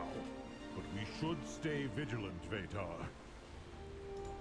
Fly high, strike true. Yes, of course. The mission must always come first. Up, boy! Let's fly! Up, boy. You know, they say... What's the joke? You ever heard of Up Dog? No, what's up, dog? Not much, you. It's a stupid joke. It's like a joke from like elementary school. We cannot wait for this Ulbrig any longer. The Council of Three Hammers requires me present, but I'd rather be riding me griffin. Okay. Ah, we bit stuffy in here, isn't it? We took our air. See what they did there? High time? No? Alright. Right then, we put these rookies through their paces. Aerial maneuvering. Just like we practiced, Lucilla. The storm is your ally. Ulbrig, where are you? We need you. Do we hop on a... Initiating! We just watch? We just watch. Well done. The storm has granted the rooks its strength. Right then, let's get these birds in the air and see what they can do. I feel like I should lead. I feel like it's boring if I follow along. I'd like to stay in case Ulbrig returns. Oh, I ride this thing. That's sick. Alright. Oh, it's weird. I've never seen that color or that shape for the energy bar. That's different. May it remind you that what goes up can sometimes come back down. I wish Interesting. I could have seen it whole. Such a wonder, such a loss. I'm not a big fan of the dragon racing, like this kind of stuff. I did a lot of it for the achievements last X-Pack, but I don't know. It gets very tedious in my personal opinion. I'm not a big fan of dragon riding to begin with. Think of our clothing. I prefer manual flying. I know it's popular though, so I know I'm definitely the odd man out in that regard. Which I'm okay with, as long as I have both options, I'm happy. Low as you can. Imagine a cave room full of stalactites over your head. Let's not talk about caves. My former directive was mining. But These characters are very fun. They have a lot of personality, this X-Pack. I really enjoy it. They're like robots, and it's neat. Lucilla sure gave your roots some pep. Whew, they don't seem to be tiring at all. Always moved like a rest cycle after this, just the same. Ooh, almost missed one. Whoops. It was very cool, though, to see the cinematic of the Kultiran traveling with the Horde together. Because every time you see ships coming in the X-Packs, it's always one of them is invading. But now they're traveling side by side. Jaina and Thrall, I thought that was pretty cool. It's about time the Horde Alliance get along, in my opinion.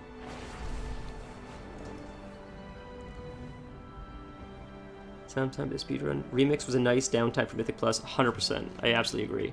It was just a breath of fresh air. It felt so casual and fun. That's why I liked it so much. It felt like there was no stakes. No one was an elitist as far as like running groups. I put so many groups together, so many raids together, and everybody was cool. Some people were a lot more geared than others, but no one cared because you could carry everything anyways. Like it was a different. It felt more like how WoW used to feel before things got a little bit too elitist, and they've always existed. Like elitist jerks always existed, like that website, but there was also a sense of like casualness that I feel like has faded a little bit, where like even the people that play casually are still trying to min-max everything. Personally, that's how I feel. A huge issue with modern gaming is how gaming systems and social pressure push metagaming. Yes, people will kick you or make fun of you for not playing meta. That's like literally my point. The amount of times I was not invited to groups because I'm feral instead of playing Boomkin is insane. That I just started making my own groups. And anytime I tried to push, quote unquote, I was playing way more casual than everyone else, yet my item level stayed the same as everyone else. They weren't that much ahead of me. It's not like I couldn't get into stuff that they could get into. I don't know what the metas were. I didn't care. I don't have DPS meters. I just played what I wanted to play, and making my own groups. I was still there was never a time where I said, man, I can't do that because I'm not good enough. I got into everything I wanted to do. I got all the gear, all the achievements, all the pets, all the mounts, and I didn't have that elitist mentality. So I don't know why they feel that it's necessary. It seems like they're suffering, and like the whole state of the game is suffering, in my opinion. I agree. It's very strange that we have all the, like, the Horde and Alliance are getting along, and we can't do the outside stuff together. Can we queue together yet? My friends mostly play Alliance, and I don't think I can queue with them for, like, Raid Finder. We can make our own groups, but I don't think we can do Raid Finder together, which is sort of strange. Because I could even queue for Alliance Battlegrounds. I could do, like, what's called, like, the, not the Imposter, but, like, whatever it is, where they make you look Alliance, and you're able to queue on the opposite faction. So it's weird that you can do that, but I can't group with my actual friends to do, like, content that we're both willingly want to do together. Sorry to hear that, because some people that are diehard priests probably don't care that shamans are doing better, and they still want to play a priest, so it sucks to not be invited to stuff just because you picked a certain class. That really sucks.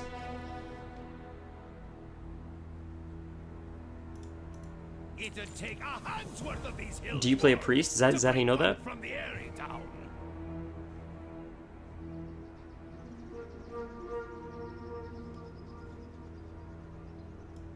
Take Shroudbender back out there and blast some targets. Let's blast some targets. Where do we fly to? Oh, we just fly. I see. Blast the targets by just flying through, I guess. Gotcha. Gotcha. Flap up towards the...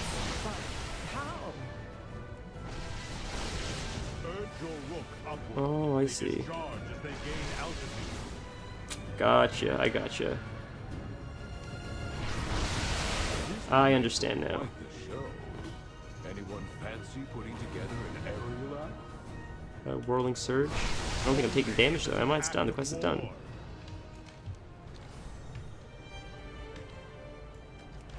Looks like you can handle hidden stationary targets. Let's see how you do with a moving one. Oh, the quest is still going on. I see. I thought I had to hand it in. Use Whirling Surge to heal. I've not. That's that one. Yeah, I don't need to heal though, do I?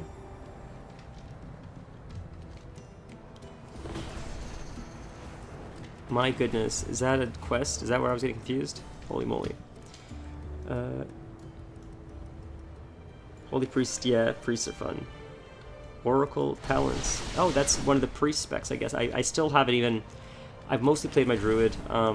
I've played a little bit of my Warlock, which used to always be my main, but this time I'm like, screw it, I just want to play Druid right now. But I'm fairly unfamiliar with most of the like new specs, or bonus specs, or whatever you call them. But I imagine there's like... any of them are like the Druid, or the Warlock. I imagine they're all lots of fun. I haven't heard too many people complaining about the new specs. It seems like everybody's sort of enjoying some new abilities and new class fantasy. The Council of Three Hammers requires me presence, but I'd rather be riding me griffin.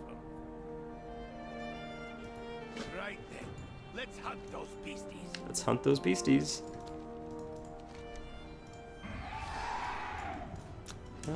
Where is it? Right there. Yes, sir.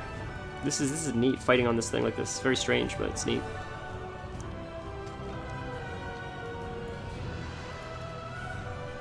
Big guys? Oh, I see now, okay.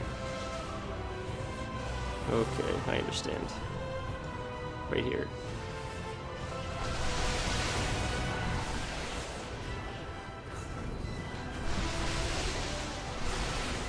What a strange quest. This is so bizarre, man. Lads, lasses, we are thousands of years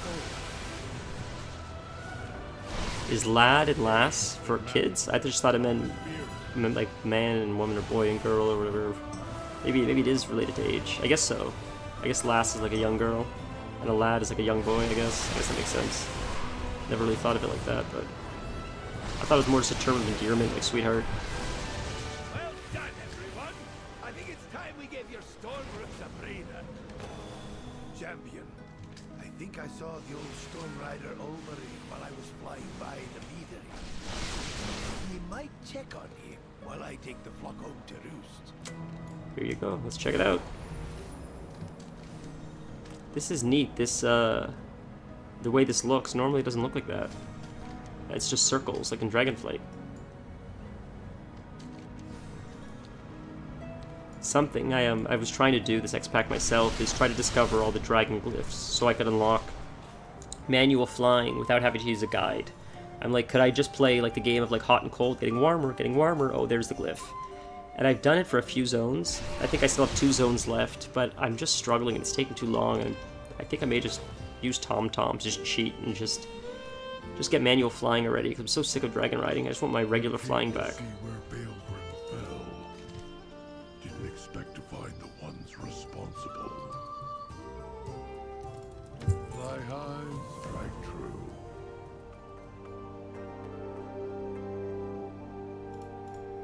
Figure out the Nerubian Stranglers. Let's go. How often did we have the same argument about our Stormrooks, Baelgrim? You still talking? And how often did that blasted Titan machine Alright, let's hear what they have to say. wipe away the memory of it? That's it? Okay. Whoa, that's crazy already? Grats on the 4-piece. Yeah, I got, not... Oh, damn it, when I switch specs, I forgot I lose all my armor. I don't know why that's a new thing. I forgot about that. Every time I swap specs, it, like, saves the armor I had before if I don't update it. I don't know if that's a new thing or something I didn't notice before, but I'm using a trinket I shouldn't even be using right now, because that's what I got out of my, Thank you. I sincerely... I'll write that down. I appreciate that. I have 2 trinkets. Like, this is crazy. So, these are the trinkets I should be using. My goodness. This is the one that I got out of the vault, which is better than the one I had, because the one I had was like a spell power one, and I'm a feral druid, so at least this is like damage. And I think crit is pretty good for feral. I think it increases the damage of your ferocious bite. I could be incorrect, but it's not bad. I'm happy to have it. And hopefully everything else is not changed now, because I have to keep saving as bear and save as cat. Hopefully that's all my current gear, because I keep forgetting that it's doing this. Ooh, nope, see, that's better, so we'll switch again. Hopefully that's everything. We'll see. Anyways. Nice. Yeah, I could see how that'd be amazing for Destro lock. Excuse me. I think Destro scales directly with crit. Chaos Bolt, I believe, scales directly with crit. So the higher crit you have, the more direct damage your Chaos Bolt does. So it's not in here yet. I guess we have to fight the guys first, and then this is probably the end of it. The last quest. That's sick, though. Yeah, me too. But they had it sort of built in, but now it's acting a little bit wonky, and I don't know why that is. I didn't notice it before. But I used to have a lot of macros for, like, this is my fishing set, this is my Destro set, this is my Demonology set. Even for, like, DPS classes, I would get, like, with my Warlock, I would get so anal, where I'm like, well, I have, like, 4 trinkets, because this trinket scales better with Chaos Bolt. But when I'm using Affliction, you want more haste, so you can get more procs, which gives you more soul shards per hour, which therefore helps push the extra 2% in challenge mode, so we can get gold challenge mode because we're playing Mists of Pandaria. And I would like switch out specific trinkets, even though it's all DPS. Specific trinkets for Destro, specific trinkets for Demo, specific trinkets for Affliction. The same weapon with a different enchant. Like, it's just, I was so anal about it.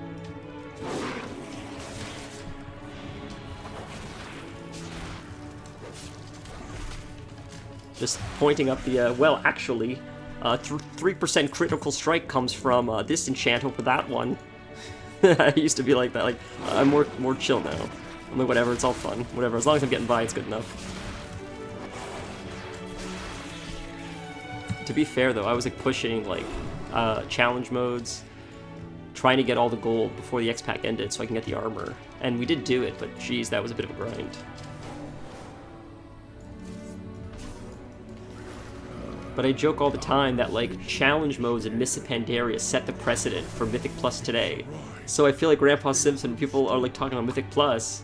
It's like, well, back in my day, we didn't have Mythic Plus. I set the precedent. It was me fighting for Mythic Plus, doing challenge modes. But you're free now. You know, old man yells at Cloud. Fly.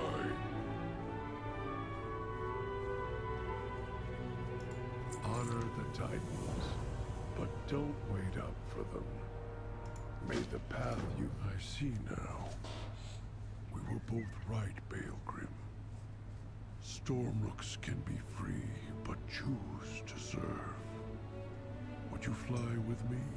So that's... I mean, so he was, like, enslaving them before? Is that what he's saying? Zerine. We will honor Baelgrim together. What do you want? So, we have to report to him, but I thought we'd kill that spider guy in the cave, but I guess not. Alright. So, let's go. Right there.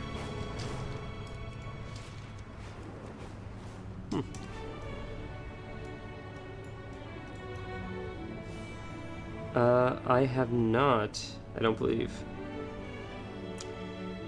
Pirate software damage scaling explainer.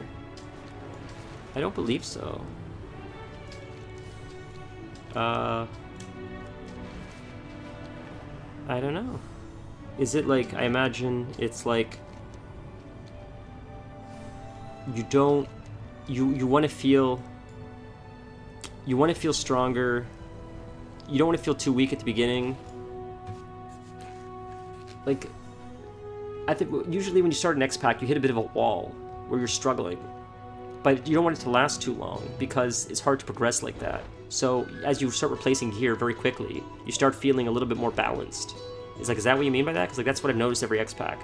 Unless you're super geared. If you go in super geared, that gear carries you through a while. But if you start a new character, or if you didn't play the character for a while, and your gear is much lower level than like endgame stuff in the previous X-Pack, when you start a new X-Pack, you feel like just desperate. You hit a wall for so long, and as you start replacing it with current X-Pack gear, you start feeling like you're fighting reasonably well again. And then once you replace all your gear, you're like, okay, I feel more comfortable again. I'm not fighting for my life. But before, it feels like you're fighting for your life. And it never really felt good. I don't know if that's what you're talking about, though. It is time for us to come together as one. Conversation. So, we are in agreement? Yes, we must assist our new allies. And to do that, we must renounce... God, I gotta change my transmog, man. forever. It's more calculations. Oh, I'm sure it is. I don't know what the hell I'm talking about. We do so here, where it all began, where the edicts were written. Who would like to do the honors? After the cinematic, I'm gonna see if I can bring it up on stream. Maybe we could watch together. I, the Council Ward of Dornagal. I'm not super tech savvy, but I'm gonna try my best. Are all unbound. So does that mean they hey, look at that, isn't that so funny? Before, it showed me as a Tauren, then it showed me as a cat. In the same cinematic. So does this mean that... Oh, the Titans are rising? Or whatever that is.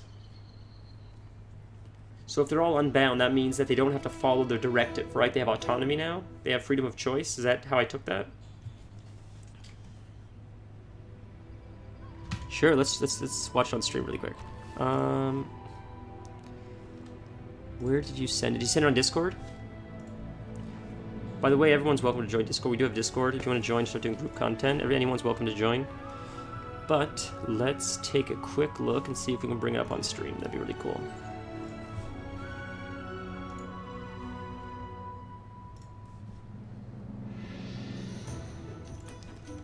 I see it here. So we'll pop it up.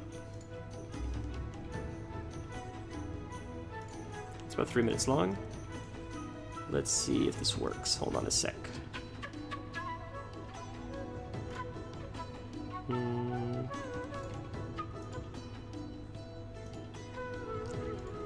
Google Chrome. If we put this over, does that work? No. Hold on a sec. That doesn't work. Hold on a sec. Un momento. Damage cast. Oh, I see why it's not showing up. I'm dumb. There you go. All right.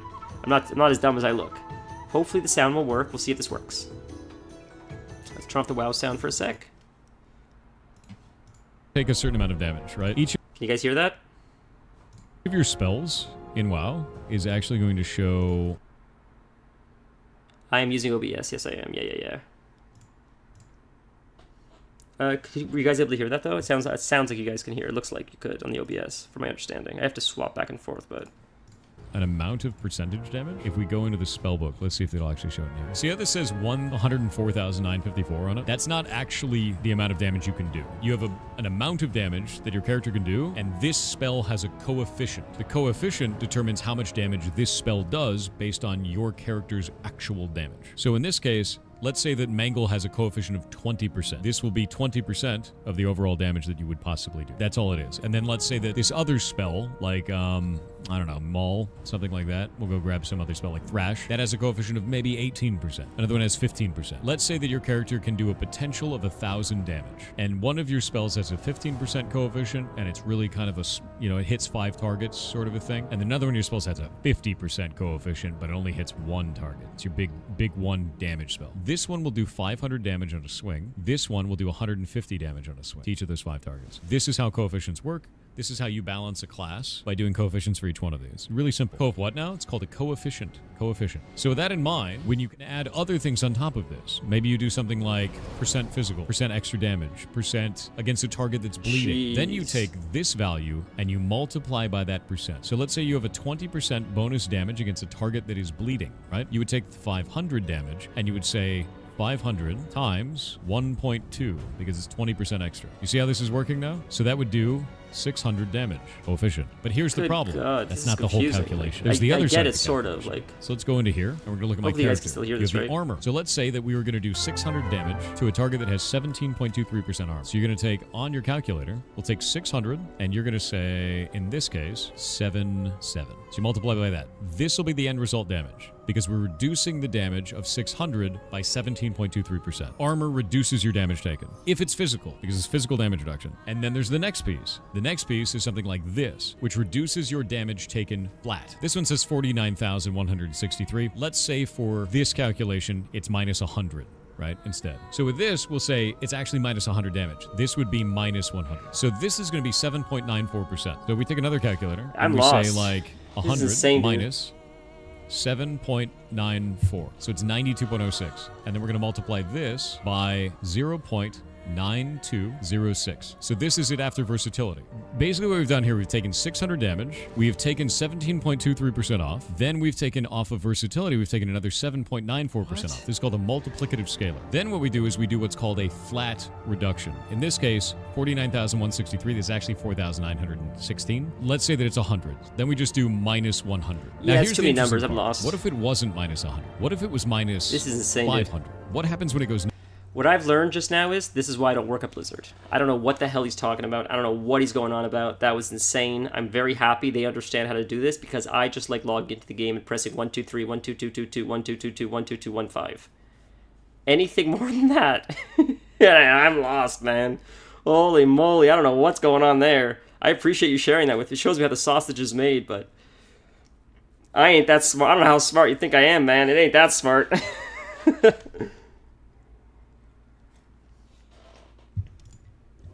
Holy moly. Thank God people like him exist, man, or we'd all be doomed. We'd all be doomed. Holy, that was insane. It's just... negative. What ends up happening is that it says absorb. It does 0 damage, but it says absorb instead of saying a number. So what ends up happening here, which is really interesting, it doesn't heal you, it absorbs. So because we do armor and then versatility, and then we do the flat after that calculation goes through, flat is very goddamn strong. Flat reduction is enormous on a Guardian Druid because of this. But only in cases where you're taking a lot of hits, not one big hit. Big That makes hits, you want sense. versatility. That makes sense. Hits, you want flat reduction. Yeah, I sort of get it. Jeez, man, that's beyond insane. It's beyond insane. Alright, back to WoW. Because I feel like this is boring for you guys. Could be wrong, but not for you guys. I don't think it's boring for you guys. Let me rephrase that. I think that I'm not smart enough to actually understand it or break it down. That's what I think of. By the way, my YouTube algorithm has gone insane in recent days, and I have no idea why.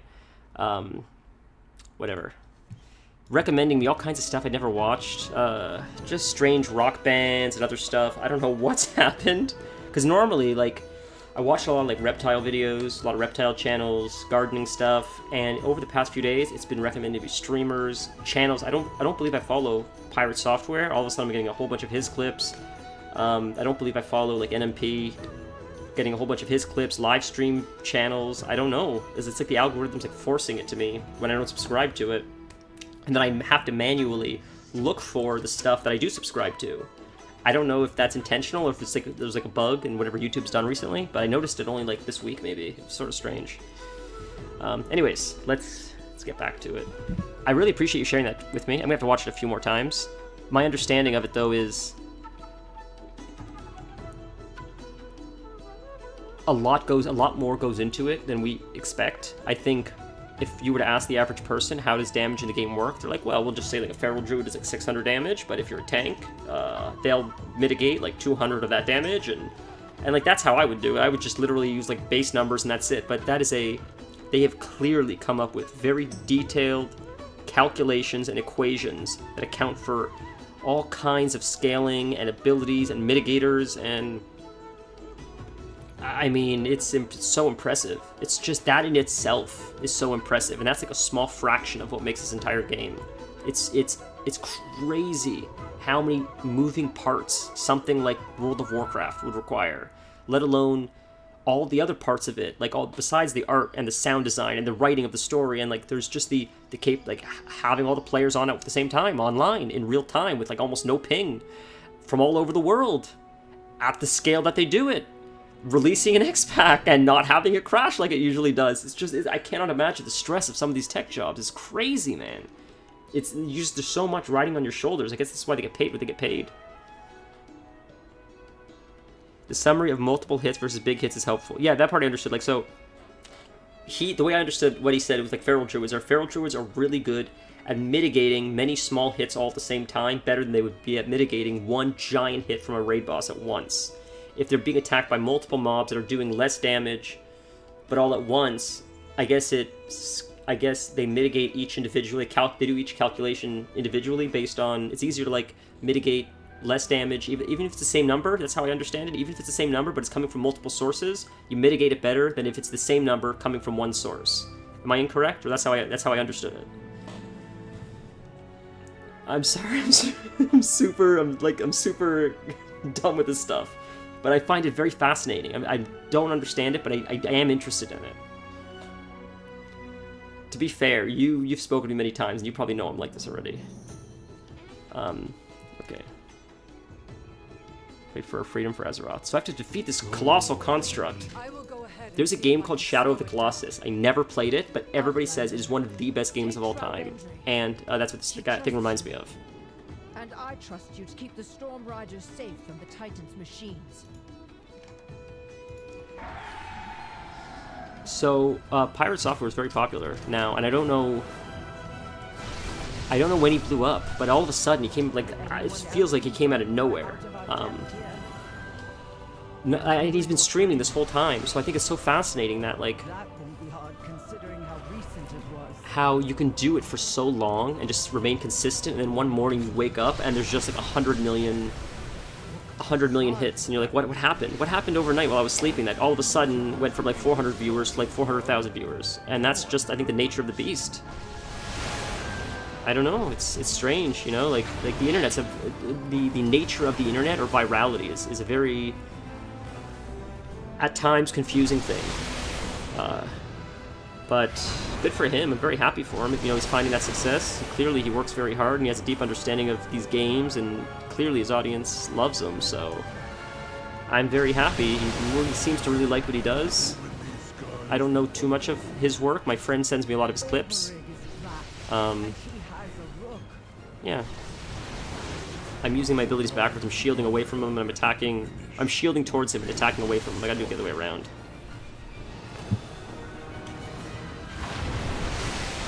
This is a very interesting concept, an interesting fight.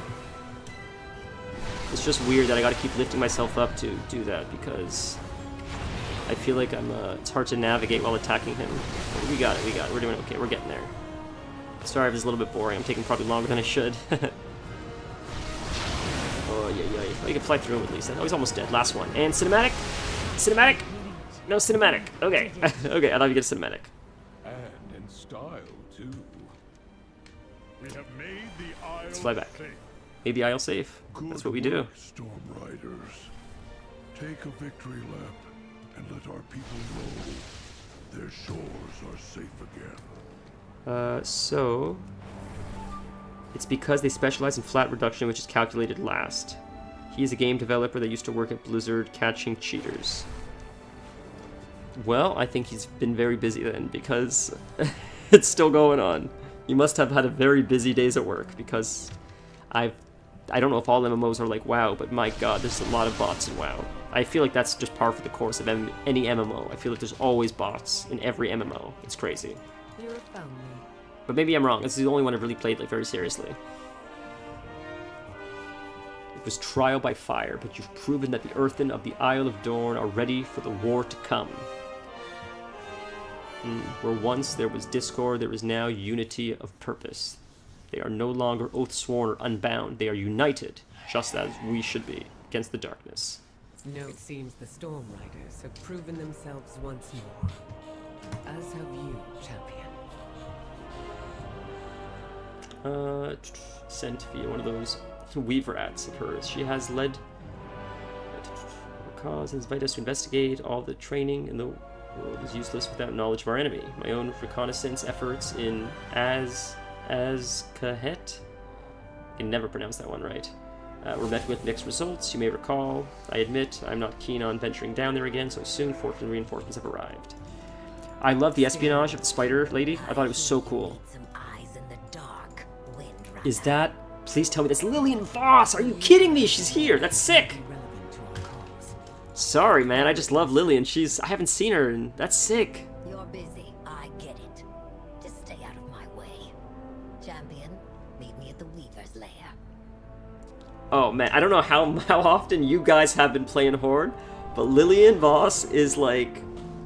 She's one of the cool ones. As far as the Horde NPCs go, she's like one of my favorites. She's got a killer storyline. She's been in the game for a long time.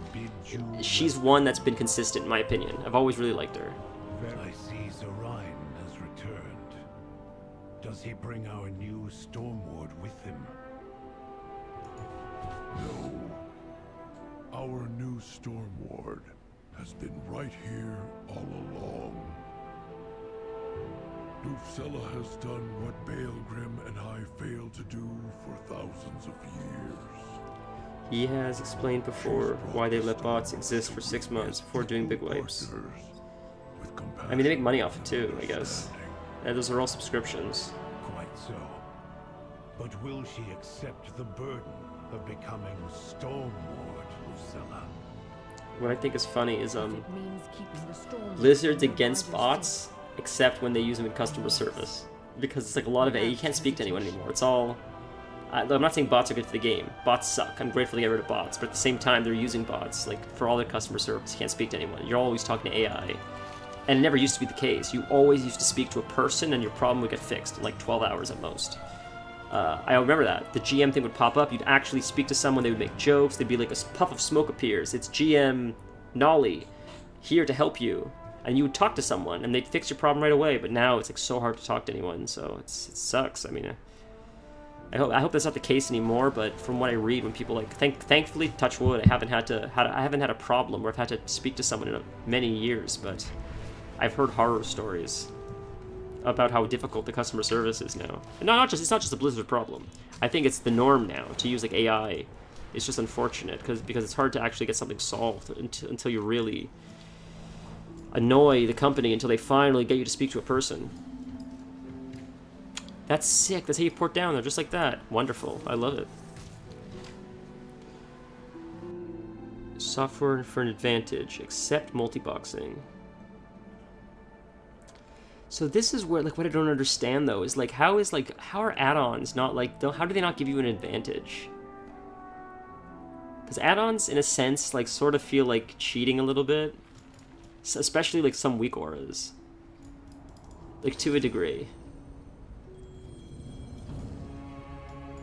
Just playing devil's advocate. I'm not saying get rid of add-ons. I'm saying just, like, following that logic. You know, something that says, like, move, move, move, move, move. Maybe, like, you wouldn't have figured that out if it wasn't screaming in your face. That sort of feels like a bit of, like, an advantage. Now, everybody can have it. I understand everybody can have it. But I don't know. I don't know. I personally always felt add-ons got in my way. I play with add-ons. I mean, like, deadly boss mods and stuff. I play with them when I'm forced to, because my guild's like, we won't invite you unless you have deadly boss mods or something installed. But honestly, I don't ever pay attention to it. I just pay attention to the mechanics. I've been playing the game for a long time. I read up the fights. I don't know. I always found it very distracting. It's too much going on for me. It's overstimulation. That's why I prefer just, like, the fight itself and the mechanics that I know I have to do. But I'm not going to argue with, you know, my guild, so whatever. Don't panic, it's just me.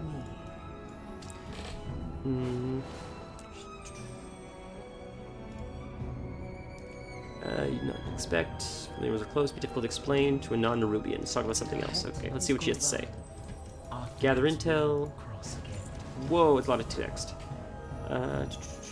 Transformatory grounds are most precious. Treasured pets. I've only gotten my claws on it recently, thanks to my friend here. A more legs-on approach is to place shade casters to collect intel for my scouts. So I see. So we're gonna place things to bug it. Get it? We're bugging the conversation because they're bugs. They're technically arachnids. So we're gonna bug the conversations to get some intel, and then cool. Okay. The transformatory was a blind spot for me until Yateki breached it and achieved ascension. Mistress, you flatter me. Scout for These guys are a cool race, whatever they are. Then rendezvous and prepare to infiltrate. Because do you expect Blizzard to develop their own game completely? That would be crazy, I agree. You're absolutely right. It would be crazy to ask them to develop their own game. I use add-ons like Cell for my part frames so I can click with hotkeys on the frames. Look, I don't think that add-ons should be taken out of the game. I don't have a problem with add-ons. I think everybody do whatever you want. I just feel that the mentality of like, we don't like anything that can alter how the game was designed is a slippery slope, because that would include then things like deadly boss mods, in my opinion, or, you know, GTFO. I personally am for it. I think everybody should have the autonomy to play how they want. You paid for it. You should have the freedom to do whatever you want. I mean, this is where it gets tricky. Like, the only reason why I hate bots is because it screws up the economy. If it was a solo game and you just wanted to fish just to get your own stuff, and you're bored and you're like, screw it, like, I'll just get a bot to fish for me just so I can, like, have my own cooking so I don't have to, like, fish for 7 hours, I wouldn't really care. But the problem is you could then have a bot running 24/7 fishing, and then you can screw the economy up by tanking the market. Get it, fish tank. Because of fishing, and that's where the bots, I guess, have like a negative impact on the game. If you were playing Elden Ring with like a bot and you were just like farming levels, and I guess not doing PvP, it's just only solo, like, I don't really care what you do, like, who cares? But I think it's because there's like, it affects like the economy of the game. That's the issue with the bots. Maybe that's just my bad take, but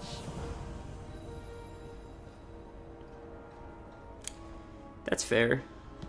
That's fair. Basic utility and bigwigs, for sure, for sure. Yeah, look, when I did the Mage Tower, there was an add-on. I think it was like Click or something, because I never healed. What I struggled with is targeting the different people and then using the ability. So I think it was my fiance who hasn't played the game for 100 years. She said when she was in Mists of Pandaria, she had an add-on where you were able to hover over the person and just use the hotkey, and it would do the ability. And that allowed me to beat the Mage Tower on the healer. But that's actually implemented in the game now. Now they have like a mouse over macro, I guess is what I mean. Like, instead of me having to click the ability, just mousing over and pressing the ability would cast it on that target. I think they added that finally, like last X-Pack or something. But I could see why that would require an add-on. If that's not in the game, that should exist. And if that doesn't exist, then an add-on for that should exist. If Quest Helper is not in the game, that should exist as an add-on. That makes sense to me. So I do believe add-ons have a purpose. I just feel that if you have the argument of like, the game shouldn't be altered or be made easier, or like, you know, I think that's a slippery slope. But that's not what you were saying. I'm not saying that's what you were saying. I'm just saying, like, that argument is a little bit too generalized, that when you really get into it, you realize, like, there's a few holes in it. And then that's not what you were saying. It's not what you were saying. Just, I've heard people use that argument before. Like, if it alters the game, if it alters the base game, it shouldn't be allowed. It's like, well, I don't know about that. Like, you have to consider accessibility as well. Lots of people may not be able to play the game otherwise without add-ons because of, like, accessibility options.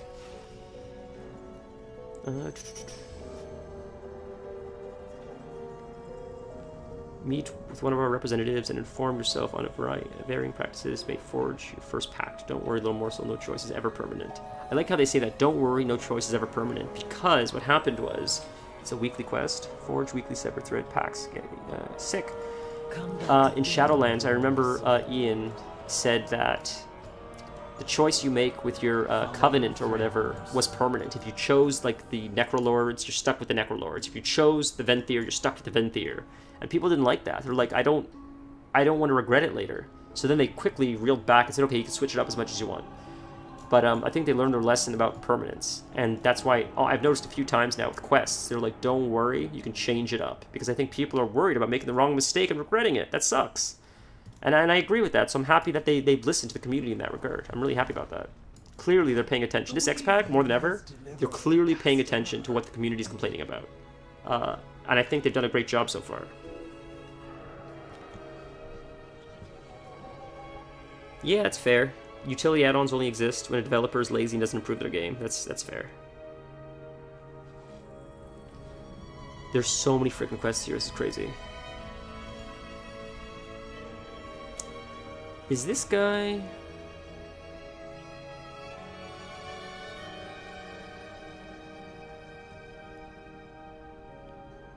No, I thought this guy would help you in Delps, but it's not that. Oh my god, another freaking quest. Another dungeon quest.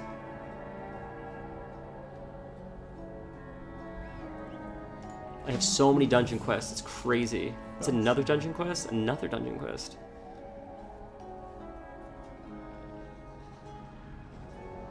Seek out the old city beneath us. Retrieve a handsome bounty should you slay crony in charge. Or people... Okay. It's probably crazy upgrades. Yeah, I can't accept this quest because they've got too many. Oh my god. Alright, I've got to do some of the quests I have here before I start picking up more quests. It's just too much. I gotta start emptying my quest log first. Like, it's just too much at once. Learn the Weaver's Pact. So I missed it. It's down here, right behind me.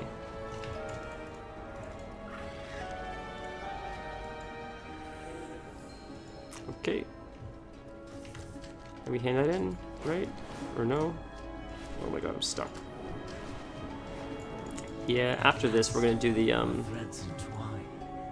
we're gonna get manual flying for next time we play, because I'm so tired of this. Oh, I missed one. There's one there. Okay, another one. Right there. It is good you are here.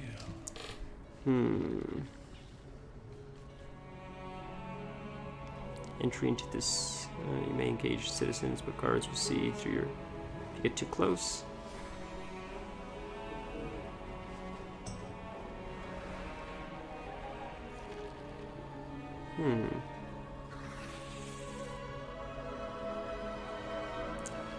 I mean, does it matter? I guess it doesn't really matter too much, right?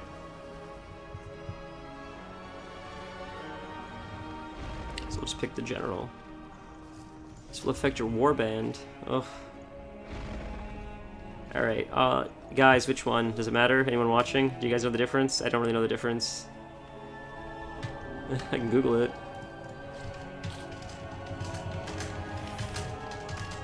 Who will you forge a pact with? Let's see what people say. Each week player... Oh, it's just for the week. Okay.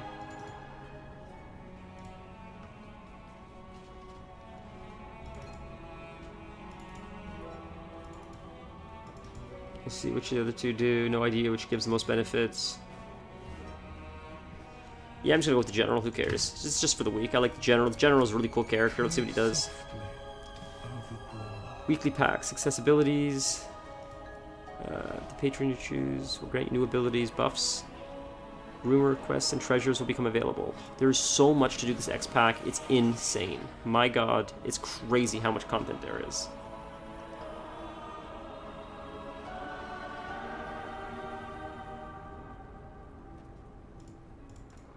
Yeah, I can't do that yet. We'll wait. Let's just do like more of the storyline for now. This is insane. We'll just do Spider's Eye View for now. Nose is running. It looks like outdoor content. It looks like World Quest.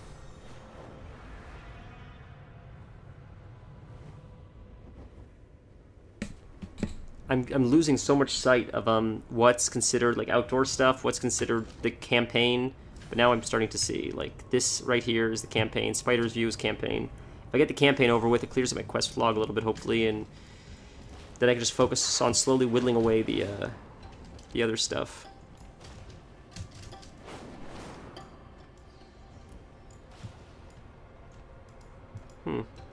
Is it above? Or do I... Hold on. You place that thing... Oops. We'll track it. Yeah, there's nothing pops up, so there's something to click. Is it above me? Maybe it's above me. Maybe that's why I can't see it. It's probably above. It's probably right in here. Whoops. I am so bad at dragon riding.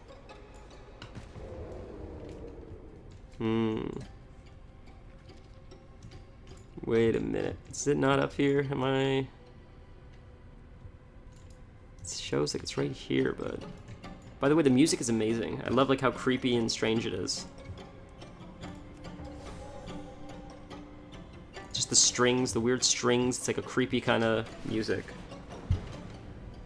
It's perfect for the zone. Is it behind? That's so strange. What am I missing here?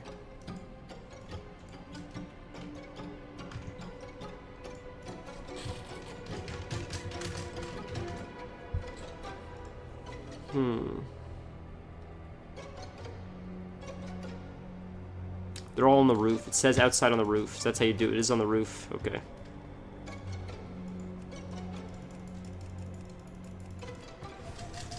Outside on the roof. Is it like on this roof or like the roof? The actual like top roof? Probably on the top. Right? There it is, right there. Wow, I would not have found that on my own. Holy moly. Gathering supplies, marching out. I've heard nothing of this. Thank you so much. Make no mistake. Thank you, Damien. I like your name, Damien. Preparation for war, and none thought to inform me. This bodes ill indeed. So we'll finish this quest. And I probably should call it soon. The stream was supposed to go 3 to 5. Because I do have to make dinner, and then I have to pick up the missus from work tonight. And Tuesdays are always a little bit tough because of that. Because I just like I gotta have time to still cook something, and then is there one right there? Oh, I caught that one already. Okay. The next one is down here. We're already going to hand in that quest, but let's do this first. I'm dumb. I'm getting distracted. It's crazy how much... Every map looks like this now. Every map is overwhelming. And I don't mean it in a bad way. It's good. It's lots of content. It's lots to do. It's very fun. But oh my god, there's so much content. What a problem to have. Like, how lucky are we? Do you see that? Nothing. Decidedly odd for the city of threats. The freshly ascended are usually flitting about the Umgo Bazaar. Where have they gone?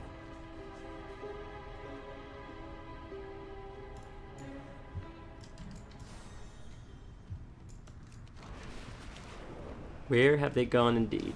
Good question. Ooh, this is why I hate dragon riding. Cause now I'm out of the juice to fly, and I gotta get it back before I can move again. That feels bad, man.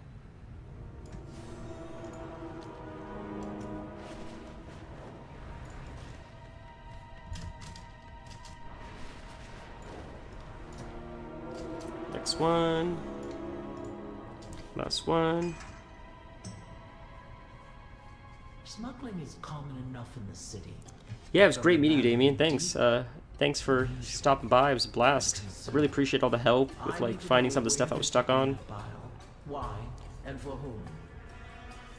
If anybody's watching and wants to join the Discord, it's free to join. You can leave and join as many times as you want. The whole purpose of joining really is just to like let you guys know when I'm going live or to coordinate events, Mythic Plus, delves, stuff like that.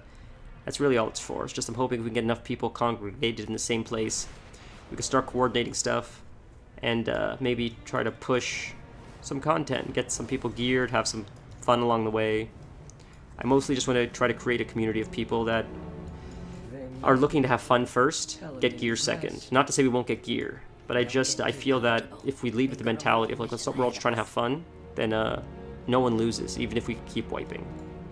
I feel if we hold too much of an elitist mentality, sometimes it sort of takes the fun out of it, in my opinion. So that's sort of why I even started doing this to begin with.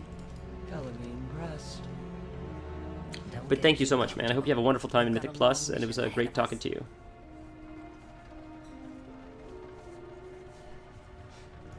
Keep your guard up. Identified 3 sites of interest. Investigate, stockpile these. Complex warehouse.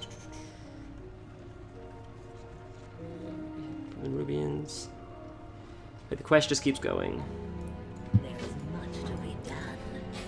Okay, I think we'll call it here. Next stream will be Thursday, 3 to 5. So it's in 2 days. Looking very forward to it. I always look so forward to it. Thank you guys. This was really a blast. Every time I go live, I don't expect anyone to join chat. So anytime anyone does, it's a very surreal experience. So just thank you, really. You guys really, it's a bit of a rough morning. Not unrelated to stream or anything, just, you know, life, being life. But I always know that whenever I log on and do the stream, I always have some fun with some friends. So thanks, really. Thank you guys so much. You guys are a blast. Be well, and if I don't see you guys or chat with you guys before Thursday, have a wonderful rest of your week until Thursday, and look forward to seeing you guys soon.